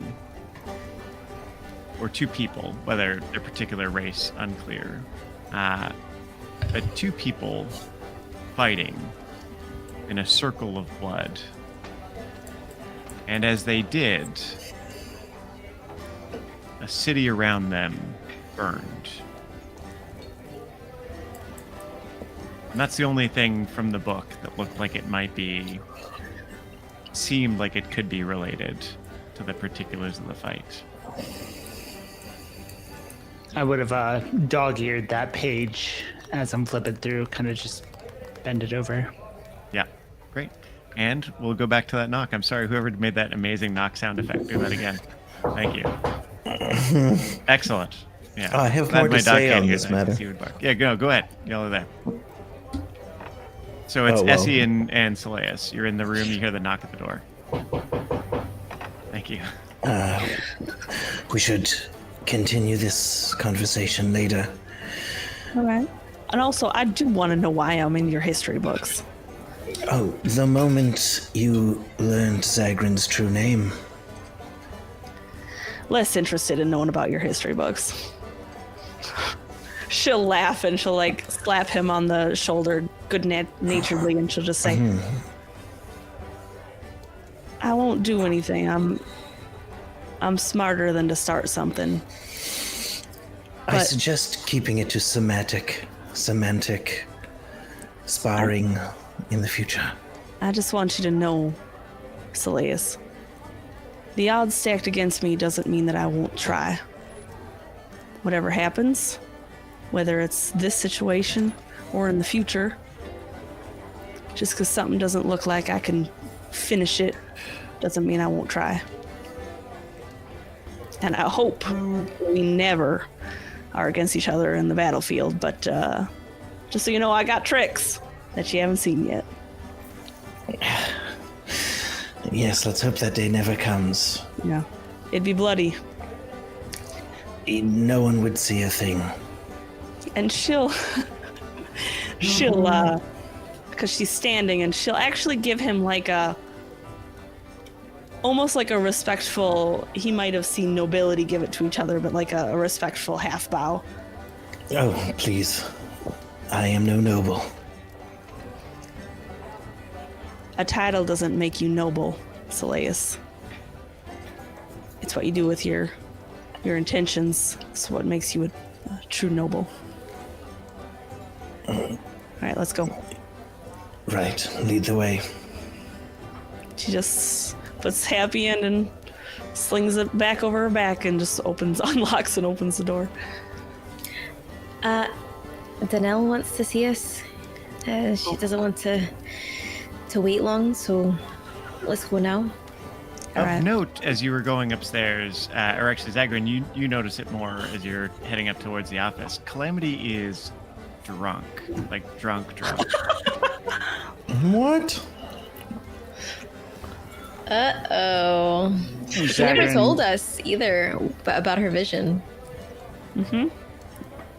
Zagrin is leaning into it. Like, he is happy to see, like, a more outgoing, enthusiastic Calamity. And having a couple himself, he's not trying to tell her to hush hush or keep yourself together, but is laughing at her jokes or a stumble or something like that, and kind of egging her on with his actions. Yeah. She's like, fuck, Zagran. I just like that was bad. That was fucking bad. But, oh. The house was bad, but the visions were horrific. You wouldn't believe, man. I'm afraid that I might. I saw my city enslaved, and we're building something. What did you encounter? Oh, fucking my sister, man. He had her, and I just wanted to burn fucking everything. Oh, but you did, and he just kind of like laughs again and says, "Those oozes didn't know what boiled them." Yeah. You know that fucking Eamon. He was anyway. I do love burning things, though. I'll tell you that. Oh god. Feels so good, and she holds out her hands, and you see them slowly like wreathed in flame. Like probably not a good time though. Whew. Zagran, I'm gonna cast Prestidigitation and just have like little sparks coming out of my fingertips and says, "This is kind of exhilarating." Yeah. All right, well, let's get it together, Zagran. She slaps you on the back of the thigh. Yes. I don't think fire is necessarily the way to go in a wooden building there, Calamity. She'll say as I come up behind him, walking. Right. Essie Pike, got it. Yep. No problem. Let me just tip top. Yep. Ship shape. Let's do it. Let's go. All right there. Oh yeah, doing great. Lord Zagran. I could just she sits down on the stairs. I could just take a quick nap though. Do you need me to carry you? That wouldn't hurt my feelings, I'll be honest. I'll crouch down and give her a piggyback ride. You big folk, man. Y'all are just so useful. Seriously. Calamity. Dalen, are you drunk? I've taken my earnings and maybe imbibed a reward or two. This is the first. Yes, I believe we should get the recipe, and I think our homeland, and kind of like looks around after he says it, could use something like this. Yes, sure. Oh my. Well, go on. I was gonna say, I think he might need a piggyback ride too there, Saleya. Well, let's hope your silver tongue isn't too tied. Never, Saleus. In fact, more energized than ever. Yes. Let's converse. All right. Oh my. So half of y'all slightly stumble, the rest of you walk confidently, although all of you in a very filthy fashion, up to Danelle's office. I'm real quick. I'm gonna say, Calamity, I've noticed you've been clean more often than not. Is that something you can do on the fly? As she says that, Zagran just says, "Woof," and he's gonna cast Prestidigitation. She like noticeably tries to avoid his touch. As you do, Calamity gives you like a little pinch on the cheek with one hand, and with the other she's snapping. And as she snaps, there's like little puffs of fire. It's like, I'm gonna get it. Not the fire. Not the fire. Hold on. What cheek? Hold on. Maybe not. She's so cute. Oh my gosh. Team Calamity. Yeah. So, because Calamity was on your shoulders in the piggyback ride, I assume she was giving you Oh, okay, yes. And then she's lighting little fires with her thumb. Oh, she can't reach anyone's cheeks. See? Yeah. Thought about that one. Okay, good. All right. So, y'all are going to magically clean yourselves up, or Zagrin, you're going to magically clean people up? Does anyone want Calamity to do the honors for them? Yes, me. I don't want Zagrin touching me. Calamity is certainly creating much more fire than other magical effects. You're still going with this? Calamity, not the fire. I need cleaning. I don't need charred hair. Right. Now I got it. I know. Yeah, let me just focus. Yeah, I'll trust Calamity. Okay, well, let's see. See if that was a good decision. Okay. She lights a small fire, but she's quickly able to put it out. So a little bit of your clothing gets burned, like not none of it, but she is able to put it out. Like, oh, okay, no, I got this. And she's able to give you some of that magical prestidigitation goodness. I guess I'll mend it later. Thanks, Calamity. Oh, no problem. Happy hell. Zagrin's fucking Eamon, right? Oh, what?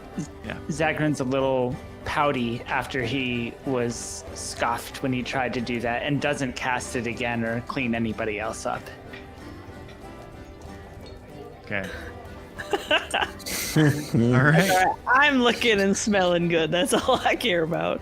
Only slightly singed. That's all right. All right. So you head in towards Danelle's office, and once again, you're brought in. Danelle's there. She's there in the room. She's sitting behind her desk. She turns. She goes, "Well, all right then. What do you have for me?" And actually, that's where we're gonna end for tonight. I know. Oh, I just want to go forever. Yeah. Was this just to get a stone for her? Oh, I think my. that stone is the difference between who would win or not. I think that's what's going to be happening. I mean, luck's pretty important. Looks pretty good. Yeah, and with luck, we'll see you all here next Saturday from 1 to 4 Central Time, like we do every Saturday here on this channel. If you're watching later on YouTube, go in, hit the little subscribe button. It's cool. It's cool. All your friends are doing it. Don't be left out. Also, if you're here watching, press the little follow button. It means a lot. It helps us do internet things, and check all the other things too. We have social media, funny jokes. Join Discord. We'll talk more about the Fast and the Furious. You'll love it. Come on over. Have a good night, everybody. Thanks so much for watching.